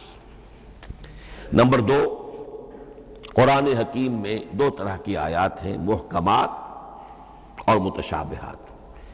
یہ سورہ آل عمران کے شروع میں یہ بہت اہم مضمون جو ہے وہ آ گیا ہے۔ هو الذی انزل علیک الکتاب منہ آیات محکمات ہن ام الکتاب واخر متشابہات، آل عمران آیت نمبر 7۔ اب یہ جو متشابہات ہیں یہ کون سی ہیں اور محکمات ہیں وہ کون سی ہیں، اس کو ذہن میں رکھیے۔ نمبر 1 محکم قطعی، تمام جتنی بھی آیات احکام ہیں وہ محکم ہے، یہ کرو یہ نہ کرو، یہ جائز یہ حرام، آیات احکام محکم، اسی ایک مادے سے لفظ بنا ہے یہ محکم بھی اور احکام حکم۔ البتہ عالم غیب کی ساری خبریں متشابہات میں سے، عالم غیب ہو، عالم ارواح ہو، عالم برزخ ہو، عالم آخرت ہو، ان کے تمام حقائق یہ متشابہات میں سے، ان کو ہم حقیقتاً سمجھ نہیں سکتے، ہمارا تجربہ ہی نہیں، ہمارا کوئی مشاہدہ ہی نہیں۔ جیسا کہ ایک حدیث میں آیا ہے، جنت کی جو بھی نعمتیں ہیں، ایک تو وہ نعمتیں جن کا ذکر قرآن میں ہے اور ان الفاظ میں ہے جن سے ہم واقف ہیں۔ اب ان میں تو یہ ہے کہ حور و قصور اور پھل اور یہ اور دودھ اور شہد اور وغیرہ وغیرہ وغیرہ، وہ چیزیں ہم جانتے ہیں، تو وہ بھی حق ہے، ایسے ہی ہوں گی، اتوب ہی متشابہہ، لیکن یہ صرف نزل ہے، یہ تو ابتدائی مہمان نوازی ہے۔ نزل من غفور الرحیم، جو اصل ضیافت ہونی ہے اہل جنت کی، اس کے بارے میں فرمایا وہ نعمتیں دینے ملیں گی ما لا عین رات ولا اذن سمعت وما خطر علی قلب بشر، جو نہ کسی آنکھ نے کبھی دیکھی، نہ کسی کان نے کبھی سنی، نہ کسی انسان کے دل پر ان کا خیال تک وارد ہو، انہیں ہم کیا سمجھیں گے؟ تو عالم برزخ، عالم آخرہ، عالم غیب، عالم ارواح، ان کی تمام چیزوں کو ہم آیات متشابہات میں سے سمجھیں گے۔ البتہ یہ جو سائنٹیفک فینومینا والی باتیں ہیں مادی علوم کی، ان میں یہ ہے کہ متشابہ اور محکم ہونے کا معاملہ بدلتا چلا جا رہا ہے۔ جب تک وہ ہمارا سائنسی علم وہاں تک نہیں پہنچا تھا، وہ آیت ابھی متشابہ تھی، سمجھ میں نہیں آ رہی تھی، لیکن اب جب کہ وہ بات وہاں پہنچ گئی اور کھل گئی بات، اب معلوم ہوا کل فی فلک یسبحون، اب یہ آیت محکمات میں آ گئی، اب یہ وہ بات نہیں رہی کہ جس کا صحیح مفہوم سمجھنا ہمارے لیے مشکل ہو۔ تیسری بات، تفسیر اور تعویل میں کیا فرق ہے؟ تفسیر کا عام طور پر لفظ استعمال ہوتا ہے لفظی طور پر، الفاظ کی بحث، نحوی بحث، قواعد گرامر جو ہے ان کے حوالے سے جو بحث کی جائے گی وہ تفسیر ہے، اور اس کی اصل حقیقت اور مدلول کو سمجھنے کی جو کوشش کی جائے گی وہ تعویل ہے۔ تو یہ دو الفاظ جو ہیں یہ مختلف ہوں گے، تفسیر اور تعویل۔ نمبر 4، تعویل عام اور تعویل خاص، یہ بہت اہم موضوع ہے۔ دیکھیے قرآن مجید نازل ہوا ایک خاص ٹائم اینڈ سپیس پس منظر میں، آج سے 1400 برس قبل 610 عیسوی سے لے کر 632 عیسوی تک نازل ہوا، حجاز میں نازل ہوا۔ اس کی ایک اولین مخاطب قوم تھی، وہ ان پڑھ قوم تھی، پڑھے لکھے شاذ الشاذ کالمعدوم کے درجے میں تھے، وہاں فلسفے کا سوال نہیں، کوئی منطق کی بات نہیں، کچھ بھی نہیں، اور اولین مخاطب وہی ہیں، اور جو بھی حالات ہیں اس وقت کے ان کے حوالے سے بات کی جا رہی ہے۔ اب قرآن مجید کی ہر آیت پر اولاً غور ہوگا اس اعتبار سے جب یہ نازل ہوئی ہے تو اس کا اس وقت کیا مفہوم سمجھا گیا، اس خاص کانٹیکسٹ میں، ٹائم اینڈ سپیس کانٹیکسٹ میں کیا مفہوم سمجھا گیا، یہ ہے تعویل خاص۔ لیکن اب دوسری طرف دیکھیے، یہی کتاب ہدایت ہے ابد الآباد تک کے لیے، اسی کتاب کو 20ویں صدی عیسوی کے انسان کے لیے بھی ہدایت نامہ بننا ہے۔ اگر دنیا طویل ہے اور 500 برس تک ہے تو 25ویں صدی عیسوی کے انسان کے لیے بھی ہدایت نامہ یہ کتاب بننی ہے۔ یہ عرب کے امیین کے لیے ہدایت نامہ تھی تو ایران کے فلسفیوں کے لیے بھی تو ہدایت نامہ تھی۔ لہذا ان الفاظ کے اندر یہ قرآن کے اعجاز کا وہ پہلو ہے جو بہت نمایاں ہے کہ ان الفاظ کے اندر کہ جو ایک خاص کانٹیکسٹ میں نازل ہوئے اور اس وقت ان کا ایک معین مفہوم سمجھا گیا، انہی میں وہ عموم بھی موجود ہے کہ اسی سے ہمیشہ ہمیشہ کے لیے ہدایت اخذ کی جا سکتی ہے۔ اس کو ہم کہیں گے تعویل عام، اس کانٹیکس سے ذرا نکال کر اب اس آیت کے الفاظ، اس کا در و بست، اس کا ما سبق، اس کے بعد ما بعد، سیاق و سباق، اس کے حوالے سے بیٹھ کر بات کی جائے۔ تعویل خاص میں شان نزول پیش نظر رہے گا، تعویل عام میں اس آیت کے الفاظ، ان کا در و بست اور آیت کا سیاق و سباق، یہ زیادہ زیر بحث رہے گا۔ تو معلوم ہوا کہ یہ دونوں چیزیں اپنی اپنی جگہ اہم ہیں۔ نہ تو انسان صرف تعویل خاص تک اپنے آپ کو محدود کر لے، اگر وہ کرے گا تو گویا کہ وہ صرف اس دور کا قرآن پڑھ رہا ہے، آج کا قرآن وہ نہیں پڑھ رہا۔ قرآن کے اندر تو واقعتاً یہ شان ہے کہ میں جس کے لیے الفاظ یہ استعمال کیا کرتا ہوں کہ ہر دور کے افق پر ایک خورشید تازہ کے مانند طلوع ہوگی یہ کتاب۔ معلوم ہوگا آج کا قرآن ہے، یہ ہمیں آج ملا ہے قرآن، اور گویا کہ آج جو ہمیں مسائل پیش ہے ان کا حل ہے جو یہ قرآن پیش کر رہا ہے۔ یہ اس کا اعجاز ہے، یہ اس کا کمال ہے۔ اس اعتبار سے نوٹ کیجئے تعویل خاص اور تعویل عام، یہ الفاظ کیونکہ بار بار دورہ ترجمہ آئیں گے تو اس لیے میں نے ان اصطلاحات سے چاہا کہ آپ واقف ہو جائیں۔ ایک اور اس میں بات سمجھنے کی ہے تذکر اور تدبر۔ قرآن سے بنیادی ہدایت حاصل کر لینا، اس کے لیے قرآن انتہائی آسان ہے۔ وَلَقَدْ يَسَّرْنَا الْقُرْآنَ لِلذِّكْرِ فَهَلْ مِن مُدَّكِرٍ۔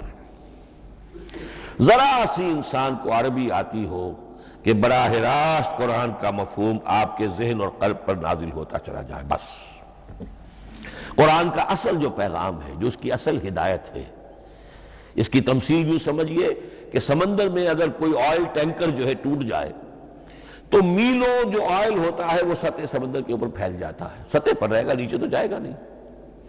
تو یوں سمجھیے کہ قرآن مجید کا جو لب لباب ہے، لب لباب، وہ اس کی سطح پر موجود ہے، لیکن اس کے یہ مطلب نہیں ہے کہ صرف سطح ہی سطح ہے، اس کی گہرائی فیتم لس، اس کی گہرائی وہ ہے کہ جس کی کوئی حد نہیں۔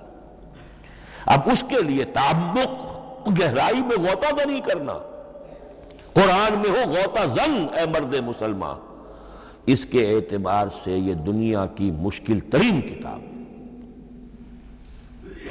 اچھی طرح سمجھ لیجیے، اس کی تہ تک پہنچنا ممکن ہی نہیں۔ غلطی سے ہم کبھی کبھی کسی شخص کی مدح کرتے ہوئے کہہ دیتے ہیں فلاں شخص کو قرآن پر بڑا عبور حاصل ہے۔ ایک عالم دین نے یہ الفاظ میرے بارے میں کہہ دیے تھے، میں نے فوراً ٹوک دیا، میں نے کہا آپ کیا، یہ قرآن کی آپ نے گویا کہ قرآن مجید کی شان میں گستاخی کی ہے، قرآن کی توہین کی ہے۔ عبور کہتے ہیں ایک کنارے سے دوسرے کنارے کو چلے جانا، دریا عبور کر لیا، قرآن کے کنارے ہے ہی نہیں، یہ ناپیدا کنار سمندر ہے، اس سمندر کا کوئی کنارہ نہیں، نہ اس کی گہرائی اور نہ اس کے کنارے۔ لہذا پوری زندگی کوئی امام راضی ہو، کوئی زمخشری ہو، کوئی ہو، پوری زندگی کھپا کر بھی وہ یہ نہیں کہہ سکے گا کہ میں نے قرآن مجید کو بتمام و کمال سمجھ لیا ہے۔ معاذ اللہ، معاذ اللہ، معاذ اللہ، ناممکن۔ وراء الورا ثم وراء الورا، یہ ہے تذکر اور تدبر۔ اس کے لیے تو پوری زندگی انسان کھپائے، پورا وقت اس کے لیے لگائے، پوری صلاحیتیں کھپا دے، تب بھی وہ بہت سی جگہوں پر پھر بھی کہے گا واللہ عالم۔ امام راضی کو بھی نہ معلوم کتنے مقامات پر جا کر یہ کہنا پڑا ہے کہ اللہ بہتر جانتا ہے۔ اعلم ان ھذا المقام مقام غامض عمیق محیب، یہ مقام تو بہت محیب ہے، پرہیبت ہے، بہت گہرا ہے، بہت غامض ہے۔ امام راضی کہہ رہے ہیں، 30 جلدوں میں تفسیر لکھنے والا شخص۔ اقول قولی ھذا واستغفر اللہ لی ولکم ولسائر المسلمین والمسلمات۔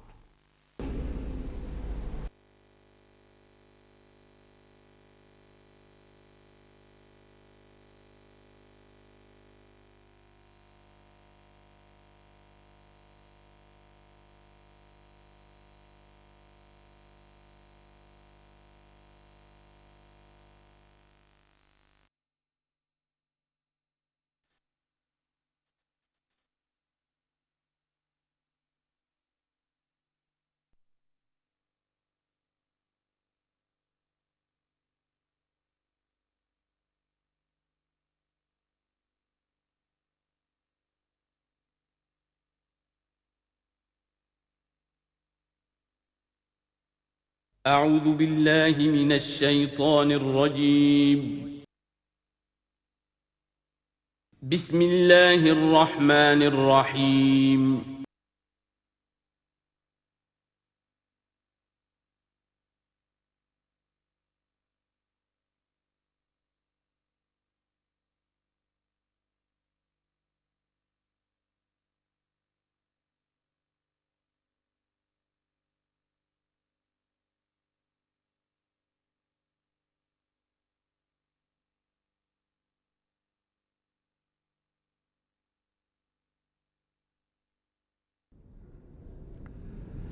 بسم اللہ اولہ و آخرہ.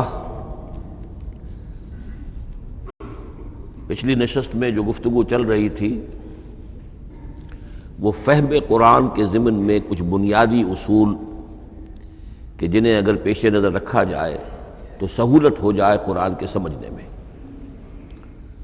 5 چیزیں بیان ہو چکی تھیں. نمبر 1، قرآن کا اسلوب استدلال منطقی نہیں ہے، فطری ہے، نیچرل اور خطابی ہے. انسان کو خود غور و فکر کرنے اور اپنے اندر جھانکنے کی دعوت دیتا ہے قرآن.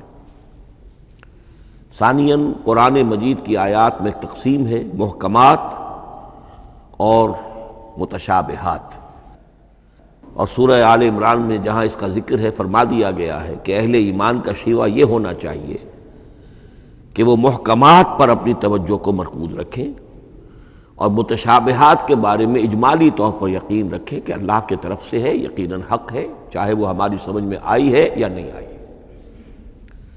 لیکن اس میں جو ایک براڈ تقسیم ہے وہ یہ کہ آیات الاحکام سب کی سب محکمات ہیں مستقل، اور عالم غیب، عالم آخرہ، عالم برزخ، عالم ارواح، عالم ملائکہ، اس کے تمام امور مستقل طور پر متشابہات میں سے ہے. البتہ ایک تیسری کیٹیگری ہے کہ جو سائنٹیفک فینومینا کے ضمن میں ہو سکتا ہے کہ ایک شے آج متشابہات میں ہو، کل وہ محکمات میں داخل ہو جائے، جبکہ انسانی علم جو ہے وہاں تک پہنچ جائے اور اس کا ادراک کر سکے. نمبر 3، تفسیر زیادہ تر لفظی طور پر اور نحو اور صرف سے بحث کرتی ہے. تعویل کا مقصد ہے اصل مدلول تک پہنچنے کی کوشش کرنا. نمبر 4، تعویل میں عام اور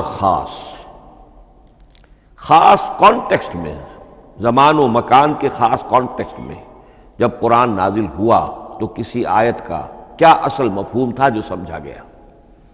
اس میں شان نزول کی روایات کو بھی اہمیت حاصل ہوگی. لیکن چونکہ قرآن مجید صرف اس دور کے لیے یا اس علاقے کے لوگوں کے لیے ہدایت نامہ بن کر نہیں آیا تھا، بلکہ پوری نوع انسانی کے لیے تابد الآباد، لہذا اسی میں وہ مضمر ہے، اس میں وہ ہدایت مضمر ہے. یہ تعویل عام کر کے آیت کے الفاظ، ان کا در و بست اور آیت کا سیاق و سباق اس کے حوالے سے، اور القرآن یفسر بعضہ بعضا کے حوالے سے یقیناً جو ہے اس میں ابدی ہدایت جو مضمر ہے وہ بھی حاصل کی جا سکتی ہے. نمبر 5، تذکر اور تدبر کا فرق. یہ دونوں الفاظ قرآن کے ہیں. تذکر کے لیے 4 مرتبہ اللہ نے سورہ قمر میں چیلنجنگ انداز میں فرمایا ہے وَلَقَدْ يَسَّرْنَا الْقُرْآنَ لِلذِّكْرِ فَهَلْ مِن مُدَّكِرٍ. ہم نے قرآن کو ذکر کے لیے، تذکر کے لیے، ہدایت اخذ کرنے کے لیے، بنیادی نصیحت حاصل کرنے کے لیے نہایت آسان بنایا ہے. تو ہے کوئی جو اس سے تذکر کرنا چاہے؟ اس تذکر بالقرآن کے لیے صرف یہ کافی ہے کہ انسان عربی زبان سے اتنا واقف ہو کہ اس کا ایک براہ راست مفہوم سمجھتا چلا جائے. اور دوسری شرط لازم ہے نیت کی درستی، طلب ہدایت پیش نظر ہو، اپنے علم کی دھوس جمانا جو ہے وہ مقصود نہ ہو، تو قرآن مجید سے تذکر حاصل ہو جائے.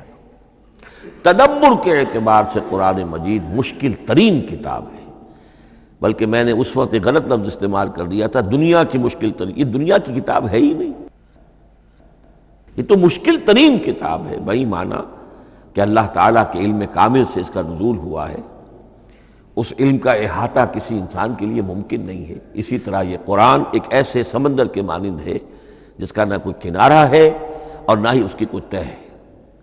اس میں پوری زندگیاں کھپانے کے باوجود بھی افلا یتدبرون القرآن، تدبر، لیدبروا آیاتہ ولیتذکر اولو الالباب، یہ دو اصطلاحات خود قرآن کی ہیں۔ میرا جو کتابچہ ہے مسلمانوں پر قرآن مجید کے حقوق، اس میں نے ان پر تفصیل سے بحث کی۔ نمبر 6، دو اعتبارات سے قرآن مجید پر غور کرنے والے کا ایٹیچیوڈ ایک دوسرے سے بالکل متضاد ہوگا۔ احکام کے حوالے سے ایک طالب علم کا رخ پیچھے کی طرف ہونا چاہیے، اسلاف نے کیا سمجھا، ان سے پہلوں نے کیا سمجھا، ان سے پہلوں نے کیا سمجھا، صحابہ نے کیا سمجھا، یہاں تک کہ اپنے آپ کو محمد الرسول اللہ کے قدموں میں پہنچا دیجیے۔ دین کا عملی پہلو، حلال اور حرام، جائز و ناجائز، یہ چیزیں آپ کو، یہ نہیں کہ آپ کو نئے زمانے کی وہ جو بھی ریسرچ ہو اس کے حوالے سے اور نئے زمانے کے سائنسی جو حقائق ہیں ان کے حوالے سے بات کریں۔ دوڑ پیچھے کی طرف ہے گردش ایام، تو پیچھے سے پیچھے یہاں تک کہ مصطفیٰ برسا خیش را کے دی ہما اوست اگر بہو نہ رسیدی تمام مولا۔ لیکن حکمت، سائنس اس کے حوالے سے آگے بڑھی ہے، آگے سے آگے بڑھی ہے۔ وہ تو میں عرض کر چکا ہوں کہ وہ جو فینومینا قرآن مجید میں سائنٹیفک مذکور ہیں، ان کی اصل حقیقت جو ہے وہ ہمارے اگر اسلاف کو سمجھ میں نہیں آ سکی تو بات سمجھ میں آتی ہے۔ ابھی علم کی سطح ہی اتنی کمزور تھی، اتنی نیچی تھی کہ اس کا ادراک ممکن نہیں تھا۔ اس میں آگے بڑھیے تو اس میں بالکل متضاد ہو گیا کہ ایک میں زمانے کا ساتھ دینے کی بجائے زمانے سے بھی آگے چلو، اور ایک میں پیچھے یہاں تک کہ محمد الرسول اللہ والذین معہ، محمد الرسول اللہ والذین معہ، ان کے قدموں تک اپنے آپ کو پہنچا دو۔ آخری شے فہم قرآن کے ضمن میں، لیکن یہ last but not the least کے مصداق ہے۔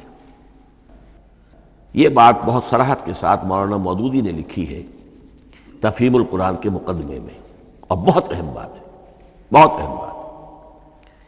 اور وہ یہ ہے کہ قرآن مجید ایک ایسی کتاب نہیں ہے جسے کوئی محقق اور ریسرچ اسکالر اپنی لائبریری میں بیٹھ کر اور ریفرنس بک سامنے رکھ کر ادھر سے ادھر اور سمجھ لے۔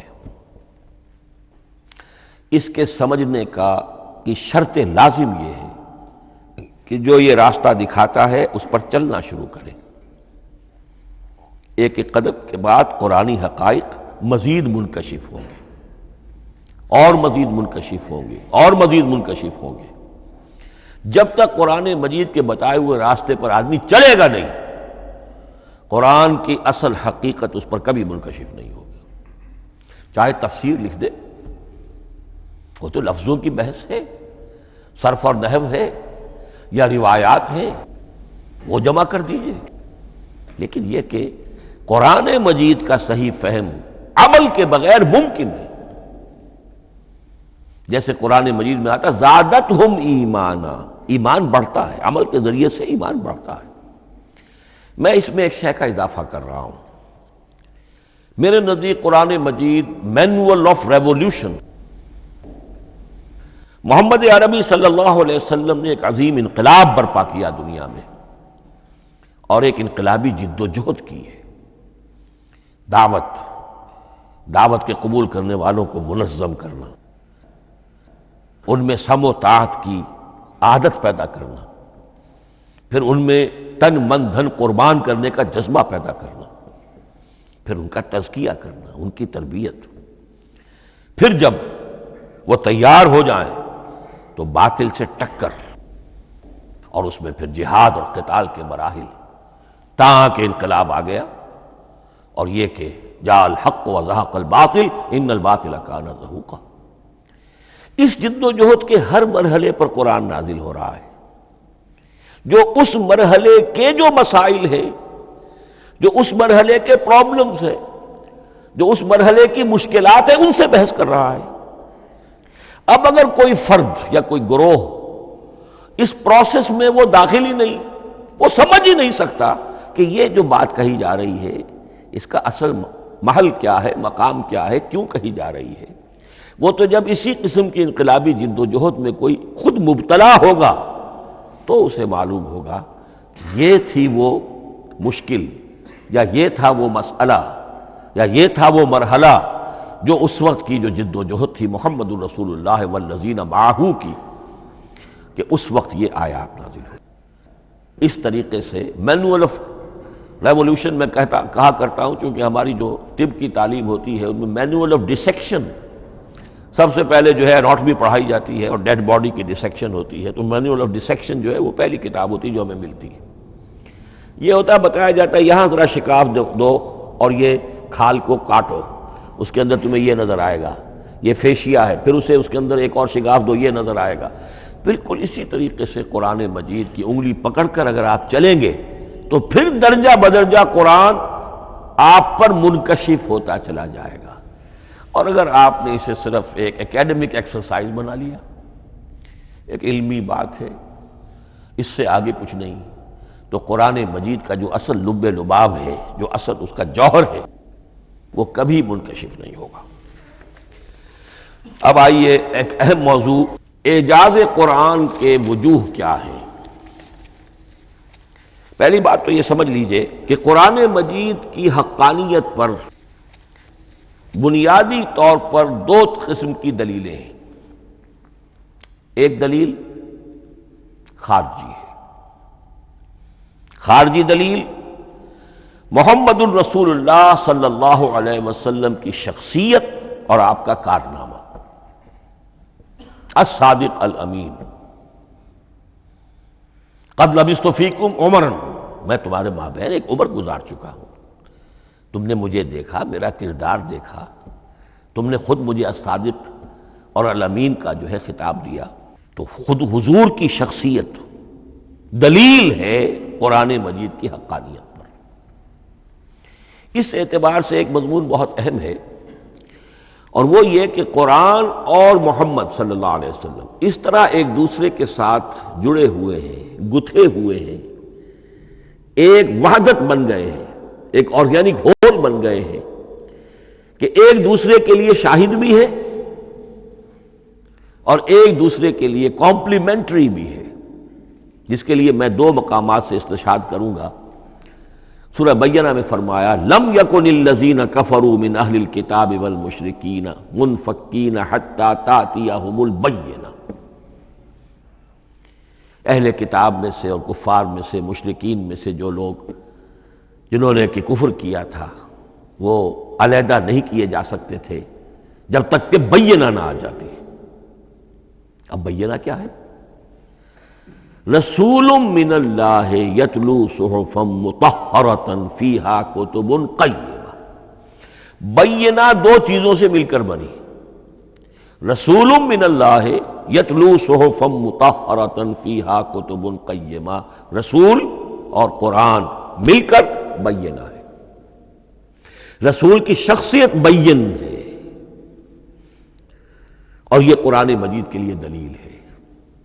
دوسری طرف قرآن مجید محمد کی رسالت کا ثبوت ہے، جیسے کہ آپ دیکھتے ہیں یاسین والقرآن الحکیم انک لمن المرسلین، والقرآن الحکیم، قسم ہے اس قرآن حکیم کی، یعنی یہ قرآن حکیم گواہ ہے، شاہد عادل ہے کہ اے محمد آپ اللہ کے رسول ہیں۔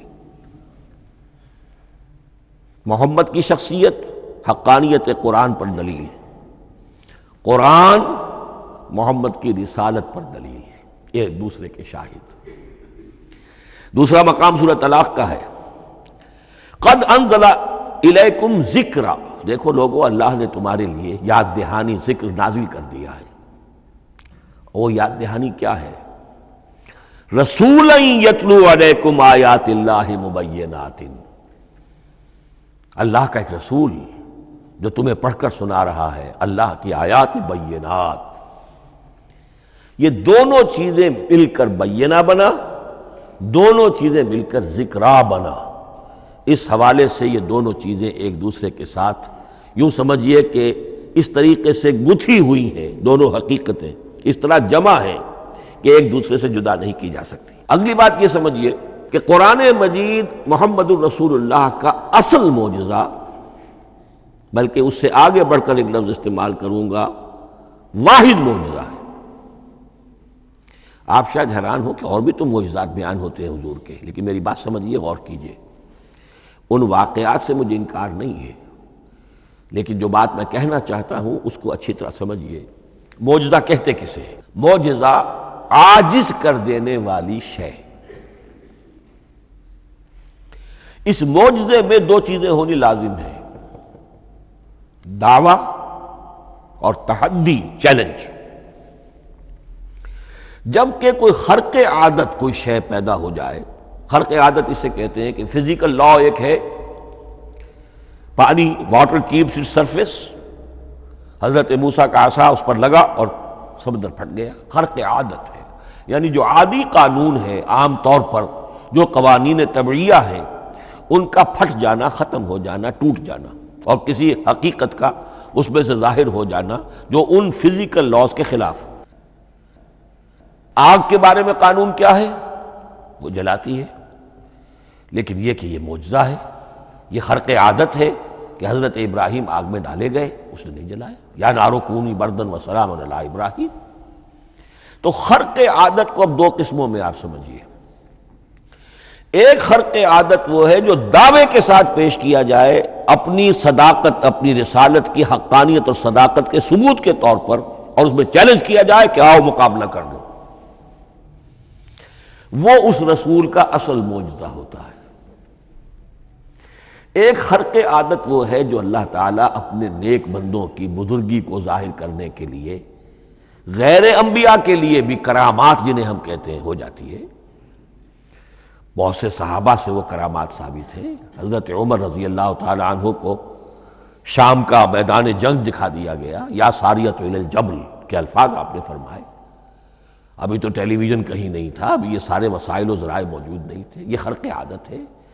غیر نبی کے لیے اسے ہم کہیں گے کہ یہ کرامات ہے۔ نبی کے لیے لفظ معجزہ اختیار کر لیا جاتا ہے، لیکن معجزہ اس کو نہیں کہنا چاہیے، اصل میں یہ بھی نبی کے لیے کرامات کے درجے کی شے ہے جو اس سے بلند ہے۔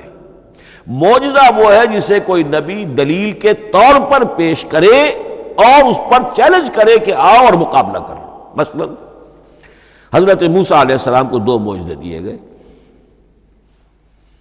اور اس میں سے جو سانپ بن جانا تھا لاٹھی کا، وہ معجزہ ہے جس پر چیلنج بھی آیا اور ساحروں سے مقابلہ بھی کیا، اور ساحر شکست کھا گئے، عاجز آ گئے۔ القی السحرۃ ساجدین، وہ سارے جادوگر جو ہیں فوری طور پر بے اختیار سجدے میں گر گئے۔ آمنا برب موسیٰ و ہارون، ہم ایمان لے آئے موسیٰ اور ہارون کے رب پر۔ یہ معجزہ ہے۔ اس معنی میں محمد الرسول اللہ صلی اللہ علیہ وسلم کا معجزہ صرف قرآن حکیم۔ قرآن مجید میں آپ سورہ انعام میں بھی دیکھیں گے بہت ہی شدت کے ساتھ، سورہ بنی اسرائیل میں دیکھیں گے بڑی تفصیل کے ساتھ معجزے طلب کیے گئے۔ آپ اس مکے کی سرزمین میں ابھی ہمارے دیکھتے ہی دیکھتے چشمہ نکال دیجئے، ہم مان لیں گے آپ اللہ کے رسول ہیں۔ آپ ہماری نگاہوں کے سامنے آسمان پر چڑھ کر دکھائیے، پھر وہاں سے کتاب لے کر اتریے، پھر ہم سمجھ لیں گے آپ اللہ کے رسول ہیں۔ آپ کے لیے چشم زدن میں کوئی محل سونے کا چاندی کا تیار ہو جائے، مان لیں گے آپ کو اللہ کے رسول ہیں۔ آپ اس بے آب و گیا وادی میں فوراً ایک باغ جو ہے اپنے لیے بنا کے دکھا دیں، مان لیں گے کہ آپ اللہ کے رسول ہیں۔ ایسے تمام مطالبات پر اللہ تعالیٰ کی طرف سے کوڑا جواب ملا، اللہ اس قسم کی کوئی شے نہیں دکھائے گا۔ بلکہ سورہ انعام جب ہم پڑھیں گے وہاں تو بہت ہی واقعہ یہ ہے کہ اس کو پڑھ کر رقت طاری ہوتی ہے کہ ایک موقع پر ایسا محسوس ہوتا ہے کہ حضور صلی اللہ علیہ وسلم کی طبیعت مبارکہ میں یہ خیال پیدا ہو گیا کہ اللہ کو ایسی شے ان کو دکھائی دی جائے تاکہ چپ تو ہو جائے، نہ بھی مانیں گے چپ تو ہوں گے، ورنہ تو عوام کے سامنے ان کی دلیل مجھ پر قائم ہو رہی ہے کہ بھائی یہ رسالت کے مدعی ہے، ہم کہتے ہیں معجزہ دکھاؤ، معجزہ نہیں دکھاتے، تو پوزیشن میری جو ہے کمزور ہو رہی ہے۔ وہاں جس انداز میں اللہ نے کہا ہے، ہرگز نہیں، اے نبی اگر آپ کے اختیار میں ہے تو کہیں آسمان پر سیڑھی لگا لیجئے یا زمین میں سرنگ لگا کے کوئی معجزہ لا سکتے ہو تو لے آئیے، ہم نہیں دکھائیں گے۔ رقت طاری ہوتی ہے۔ تو حضور کا معجزہ اس معنی میں صرف ایک ہے اور وہ قرآن ہے۔ اچھا، اس کے لیے کیسے کیسے چیلنج کیے گئے؟ ام یقولون تقولہ بل لا یؤمنون فلیاتوا بحدیث مثلہ ان کانوا صادقین، سورۃ الطور۔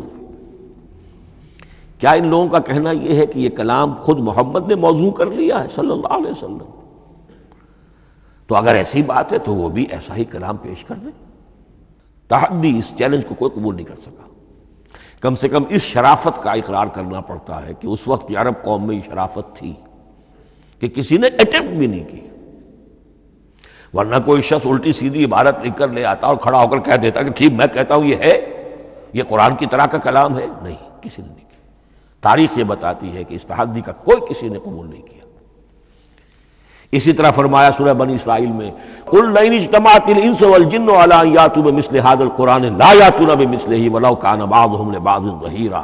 چیلنج ہے، اے نبی کہہ دیجئے اگر تمام انسان، تمام جن مل کر بھی چاہیں کہ ایسی کوئی کتاب وہ مرتب کر لے، نہیں کر سکیں گے، چاہے وہ سب کے سب ایک دوسرے کی مدد کریں۔ ہے کہ نہیں چیلنج؟ اسی طریقے سے سورہ ہود میں فرمایا، اب اس کو کہتے ہیں برسبیل تنزل، پوری کتاب نہیں لا سکتے قرآن جیسی، چلو تو 10 سورتیں ہی لے آؤ۔ قُلْ فَأْتُوا بِعَشْرِ سُوَرٍ مِثْلَهُ مُفْتَرِيَاتٍ، اے کہیے اے نبی، سورہ ہود کی آیت نمبر 13 ہے، اس جیسی کوئی 10 صورتیں ہی لے آؤ۔ 114 نہ صحیح، 10 صحیح۔ یہ بھی نہیں ہوا تو برسبیل تنزل اور سورہ یونس میں فرمایا قُلْ فَأْتُوا بِسُورَةٍ مِّن مِثْلِهِ، ایک سورت ہی لے آؤ۔ اور اسی کو سورہ بقرہ کے 30 رکوع میں دہرایا گیا، وَإِن كُنتُمْ فِي رَيْبٍ مِّمَّا نَزَّلْنَا عَلَىٰ عَبْدِنَا فَأْتُوا بِسُورَةٍ مِّن مِّثْلِهِ وَادْعُوا شُهَدَاءَكُم مِّن دُونِ اللَّهِ إِن كُنتُمْ صَادِقِينَ۔ لیکن نوٹ کر لیجئے کہ کسی نے یہ جرأت نہیں کی، نہ قرآن کے اس دعوے کو چیلنج کیا، نہ کسی نے مقابلے کی کوشش کی، نہ کوئی اپنی کوئی تصنیف و تالیف یا اپنا کوئی کمپوزیشن لا کر اور یہ دعویٰ کر کے کھڑا ہوا کہ جمع کر لیجئے، منصف بلا لیجئے، کوئی کمیشن بٹھا لیجئے، میرا یہ کلام بھی بالکل ہم وزن ہے اس کلام کے۔ نہیں۔ اب ہمیں دیکھنا یہ ہے کہ وجوہ اعجاز قرآن مجید کے کیا کیا ہے۔ معجزہ تو یہ ہے، حضور کا اصل معجزہ یہ ہے، لیکن معجزہ کس کس پہلو سے ہے؟ یہ ایک ایسا موضوع ہے کہ جس پر پوری تصانیف لکھی گئی ہیں۔ وجوہ الاعجاز، وجوہ اعجاز القرآن، قرآن کے معجزہ ہونے کے کون کون سے پہلو ہیں۔ اس کا واقعہ یہ ہے کہ احسان ناممکن ہے، اور جیسے جیسے زمانہ آگے بڑھے گا اس کے اور پہلو واضح ہوتے جائیں گے۔ سنوریہم آیاتنا فی الآفاق وفی انفسہم حتی یتبین لہم انہ الحق۔ لیکن یہ کہ کس کس پہلو سے یہ معجزہ ہے، چند موٹی موٹی باتیں ضرور سمجھ لیجئے۔ لغت، ادب، فصاحت، بلاغت، عذوبت، مٹھاس، اس کے اعتبار سے قرآن معجزہ ہے۔ لیکن اس اعتبار سے قرآن معجزہ ہے یا تو تھا اپنے زمانے کے عربوں کے لیے، غیر عرب کے لیے تو نہیں تھا۔ غیر عرب جو ہے قرآن مجید کی جو بھی فصاحت و بلاغت ہے، اس کا جو لٹریری بیوٹی ہے، اس کو تو وہ اپریشیٹ نہیں کر سکتا تھا۔ یہ حصہ جو ہے یا تو عربوں کے لیے تھا اس وقت دائمی، یا آج بھی عرب کچھ نہ کچھ، بہرحال عربی ان کی زبان ہے، وہ پڑھتے ہیں، جیسا کہ میں نے عرض کیا تھا، چاہے عیسائی ہوں اور چاہے یہودی ہوں، وہ بھی اپنے ہاں لٹریچر کی، عربی لٹریچر کی ہائیسٹ کتاب کی حیثیت سے قرآن مجید کو پڑھانے پر مجبور ہے۔ ایک پہلو اس کا یہ ہے، اور اسی کے حوالے سے نوٹ کیجئے حضرت لبید رضی اللہ تعالی عنہ، یہ سبع معلقہ کے شعراء میں سے تھے آخری۔ عربوں میں چونکہ اس کا بڑا چرچا تھا شاعری کا، تو ان کا جو سالانہ جشن ایک ہوتا تھا، اس میں وہ بہت بڑے بڑے شعراء سب جمع ہوتے تھے، اپنے اپنے قصیدے پڑھتے تھے، اور جس کا قصیدہ سمجھا جاتا تھا کہ سب سے اعلیٰ ہے، سب سے بلند ہے، سب سے عمدہ ہے، اب اسے اس سال کے لیے وہ گویا کہ ملک الشعراء اس کو مانا جاتا تھا کہ یہ شاعروں کا بادشاہ ہے، اور تمام شاعر اسے سجدہ کرتے تھے بالفعل۔ اور اس کے قصیدے کو کعبے کی دیوار کے ساتھ ٹانگ دیا جاتا تھا، معلق کر دیا جاتا تھا۔ ایسے 7 قصیدے ہیں جن کے مجموعے کا نام ہے 7 معلقہ۔ اس 7 معلقہ جو ہے 7 جو سلسلے ہیں، ان میں آخری حضرت لبید کا ہے، وہ ایمان لے آئے۔ ایمان لانے کے بعد انہوں نے شعر کہنا چھوڑ دیا۔ اس پر حضرت عمر نے ایک دفعہ ان سے کہا کہ لبید اب آپ شعر نہیں کہتے۔ ان کا جواب تھا ابعد القرآن، کیا قرآن کے بعد بھی کسی کے لیے کوئی موقع ہے کہ وہ کچھ کہنے کی کوشش کرے؟ فصاحت اور بلاغت کی تو معراج قرآن مجید ہے، وہ آ چکی ہے۔ تو جہاں تک اہل عرب کے لیے اس کا معجزہ ہونا خاص طور پر اس دور میں اور اب بھی کسی درجے میں، اس میں تو اہمیت ہے اس کی ادبیت، اس کی فصاحت، اس کی بلاغت، اس کی عذوبت۔ دائمی اور ابدی یہ کس اعتبار سے معجزہ ہے؟ عہد حاضر میں اور غیر عرب لوگوں کے لیے۔ نمبر 1، سائنسی حقائق کا انکشاف۔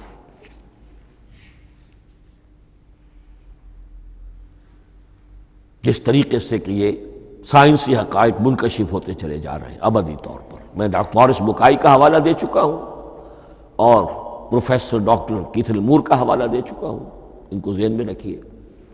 سنریہم آیاتنا فی الآفاق وفی انفسہم حتی یتبین لہم انہ الحق۔ نمبر 2، حضور کا وہ کارنامہ کہ آپ نے ایک عظیم انقلاب برپا کر کے دکھایا اور وہ نظام قائم کر کے دکھایا کہ جس سے بہتر، جس سے عادلانہ، جس سے زیادہ منصفانہ کوئی نظام دنیا میں نہ آج تک قائم ہوا ہے اور نہ اس کی کوئی دوسری نظیر پیش کی جا سکتی۔ یہ ہے سب سے بڑا معجزہ، اور معجزہ ہوا قرآن سے۔ اتر کر حرا سے سوئے قوم آیا اور ایک نسخہ کیمیا ساتھ لایا۔ یہ سارا معجزہ، جیسا کہ میں نے شروع میں عرض کیا ہے، محمد اور قرآن دونوں مل کر بینہ بھی ہے تو رسول من اللہ یتلو صحفا مطہرۃ فیہا کتب قیمہ، اور قد انزل الیکم ذکرا رسولا یتلو علیکم آیات اللہ المبینات۔ یہ معجزہ جو ہے جس کے حوالے سے دنیا میں بڑی بڑی شخصیات نے شہادت دی۔ ایم این رائے اس صدی کا ایک بہت بڑا انقلابی شخص، کمیونسٹ انٹرنیشنل کا رکن، اس صدی کی ابتدا میں جو شعلہ تھا، جو غلغلہ تھا، جو ولولہ تھا بولشوک ریولوشن کا، اور جو دنیا کے اندر ایک دھوم مچ گئی تھی، اس کو ذہن میں رکھیے۔ اور اس میں کمیونسٹ انٹرنیشنل کا رکن ایم این رائے، 1920 میں اس نے لاہور میں ایک خطبہ دیا تھا، ہسٹوریکل رول آف اسلام،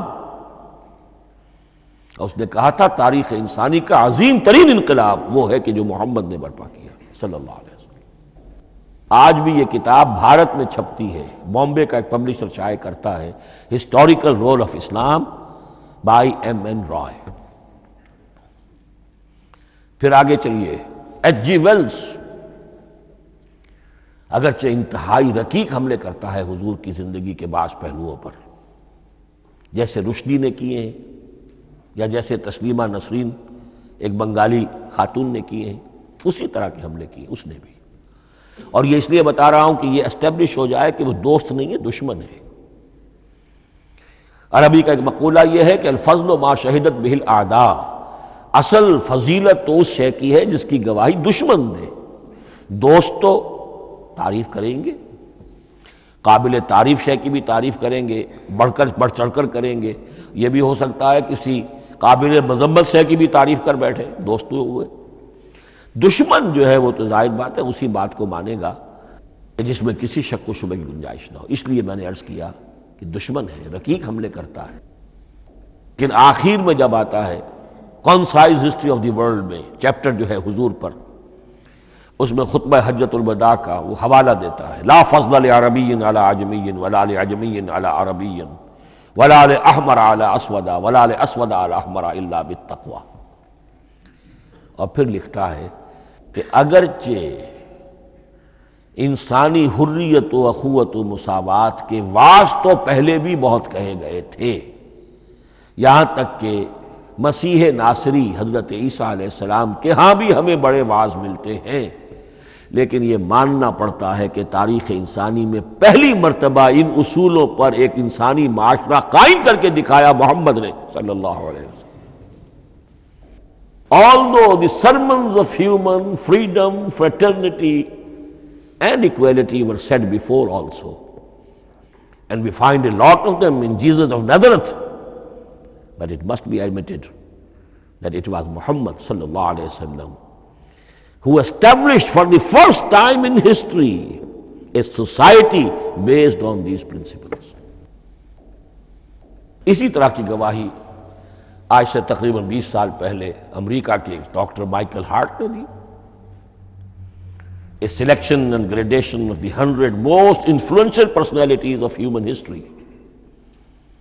اور نمبر 1 پر محمد کا ذکر کر رہا ہے صلی اللہ علیہ وسلم، اور کہتا ہے naturally I owe an explanation, میں عیسائی ہوں اور ابھی تک عیسائی ہے، وہ اس کی موت کی بھی ابھی کوئی خبر نہیں آئی ہے، عیسائی ہے، لیکن یہ کہ اس نے حضور کو نمبر 1 پر رکھا، حضرت عیسیٰ کو نمبر 3 پہ لے گیا، تو naturally I owe an explanation. اور پھر ایکسپلینیشن دی ہے this is because he is the only person supremely successful in both the religious and secular fields. یہ دونوں میدان جو ہے مذہب اور روحانیت اور دوسری طرف سیاست اور حکومت اور ریاست، ان دونوں میدانوں میں بیک وقت انتہائی کامیاب انسان صرف ایک ہے، اور وہ محمد ہے صلی اللہ علیہ وسلم. یا تو آدمی اس میں اونچا ہوتا ہے، روحانیت میں ہے، دین میں ہے، اخلاق میں ہے، تو سیاست اور ریاست میں زیرو ہوگا، یا کوئی بہت بڑا بادشاہ ہے، بڑا حکمران ہے، بڑا فاتح ہے، سکندر اعظم ہے، تو وہ اخلاقیات میں اور روحانیات میں زیرو نہیں مائنس ہوگا. یہ معاملہ کہ دونوں میں this is because he is the only person supremely successful in both the religious and the secular fields. لیکن یہ بات نوٹ کر لیجئے کہ جو تازہ ایڈیشن ہے اس کتاب کا، اس میں سے یہ پیسج نکال دیا ہے نئے جو ایڈیٹرز ہیں انہوں نے. اس کے لیے آپ کو کسی پرانے ایڈیشن سے رجوع کرنا پڑے گا، concise history of the world, اور وہ لائبریریوں میں مل جائے گا. علامہ اقبال نے اس بات کو یوں بیان کیا ہے، ہر کجا بینی جہان رنگ و بو، کہ از خاکش بروید آرزو، یاد نور مصطفیٰ اورا بہاس، یا ہنود اندر تلاش مصطفیٰ است. اس دنیا میں تمدن کے اعتبار سے، اخلاق کے اعتبار سے، معاشرت کے اعتبار سے کہیں کوئی خوبی اگر تمہیں نظر آتی ہے، کوئی رمق نور کی، خوبی کی، بھلائی کی، رنگ و بو، جان لو کہ یا تو وہ نور محمدی سے مستعار لی گئی ہے، اور یا ابھی تک انسان ابھی محمد کی تلاش میں ہے، ادھر جا رہا ہے، قافلہ ادھر جا رہا ہے نوع انسانی کا، چاروں ناچار ادھر جا رہا ہے. سوشل ایوولوشن کا پروسیس انسان کو افراط و تفرید کے دھکوں کے باوجود تدریجاً لے کر جا رہا ہے بحیثیت مجموعی پوری مین کائنڈ کو اسی بات کی طرف کہ جس کی طرف دعوت دی تھی محمد رسول اللہ صلی اللہ علیہ وسلم. ہر کجا بینی جہان رنگ و بو، کہ از خاکش بروید آرزو، یا ز نور مصطفیٰ اورا بہاست، یا ہنود اندر تلاش مصطفیٰ است. اسی اعتبار سے میں ایک بات اور کہہ رہا ہوں، اس پہلو سے واقعہ یہ ہے کہ میرے نزدیک اس دور میں اعجاز قرآن کی سب سے بڑی نمائندہ شخصیت، اعجاز قرآن کا سب سے بڑا مظہر علامہ اقبال کی ذات ہے. 20ویں صدی کا مفکر، فلسفی، مشرق و مغرب کے فلسفے پڑھ چکا، قدیم اور جدید فلسفہ سب کا مطالعہ کیا، اور اس کے بعد اس کو قرآن کی حقانیت پر جو یقین نظر آیا ہے، قرآن کی عظمت جس طرح اس پر منکشف ہوئی ہے، وہ واقعہ یہ ہے کہ مجھے کم سے کم اپنی محدود معلومات کی حد تک عظمت قرآن کا وہ انکشاف کسی دوسرے شخص پر نظر نہیں آتا. انہوں نے جس طریقے سے مرثیے کہے کہ مسلمان قوم نے کس طرح قرآن کو چھوڑا ہوا ہے، واعظ ہے تو قرآن سے نہیں، کہیں اور سے۔ تربیت اور تزکیہ نفس ہے تو اس کا تعلق قرآن سے نہیں، وہ بھی کچھ اور مستعار چیزیں ادھر سے ادھر سے لے لی ہیں۔ فلسفے ہیں تو کہیں اور سے لے لیے ہیں، قرآن سے حکمت جو ہے وہ اخذ نہیں کی گئی ہے۔ کیسے کیسے انہوں نے عظمت قرآن کا جو انکشاف ان پر ہوا اس کی تعبیر کی ہے۔ کتاب زندہ قرآن حکیم، حکمت او لا یزال است و قدیم، حرف اورا ریب نئے، تبدیل نئے، آیاش شرمندہ تعویل نئے، فاش گویا ماں سے در دل مضمر است، یہ کتابیں نیز چیزیں دیگر است، مثل حق پنہاؤ ہم پیداستو، زندہ و پائندہ و گویاستو، چوں بجاں در رفت جہاں دیگر شود، جہاں چو دیگر شد جہاں دیگر شود۔ میں اس میں خاص طور پر دو اشعار آپ کو اس وقت سنانا چاہتا ہوں۔ انہوں نے حضور سے مناجات کرتے ہوئے دو اشعار کہے ہیں، اس سے آپ کو اندازہ ہوگا کہ انہیں کتنا یقین تھا کہ میرے سارے فکر کا منبع قرآن حکیم ہے۔ کہتے ہیں در دلم آئینہ بے جوہر است، اے اللہ کے رسول صلی اللہ علیہ وسلم، اگر میرا دل اس آئینے کے مانند ہے جس میں چمک نہیں ہے، ورب حرفم غیر قرآن مضمر است، اور اگر میرے پیغام میں قرآن کے سوا کوئی شے شامل ہو گئی ہے، قرآن کے سوا کوئی چیز اس میں چھپی ہوئی ہے، مضمر ہے، پردہ ناموس فکرم چاک کن، تو میرے فکر کی ناموس کے دھنجیاں بکھیر دیجئے۔ پردہ ناموس فکرم چاک کن، این خیامہ راز خارم پاک کن، اس شاہراہ کو اس کانٹے سے پاک کر دیجئے، کانٹا میرا، میں کانٹے کے مانند ہوں، پھر اٹھا کر پھینک دیجئے۔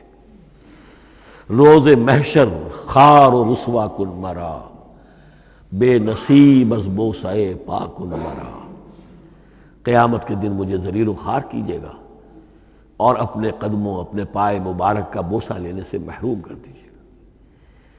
یہ اتنی بڑی بد دعا جو اقبال اپنے آپ کو دے رہا ہے، تو کس قدر یقین اسے حاصل ہے کہ اس نے قرآن کی ترجمانی کی ہے۔ اب آئیے، بہت چھوٹے چھوٹے دو اور مضمون ہیں۔ قرآن حبل اللہ ہے، اس کے کیا معنی ہے؟ حبل رسی کو کہتے ہیں، اللہ کی رسی۔ حبل من مسد، سورہ لہب میں یہ لفظ آیا ہے۔ امام راغب نے اس کی تعبیر کی ہے، استعیرا للوصل ولکل ما یتوصل به الی شیء، یا تو تعلق کو حبل سے استعارہ دیا جاتا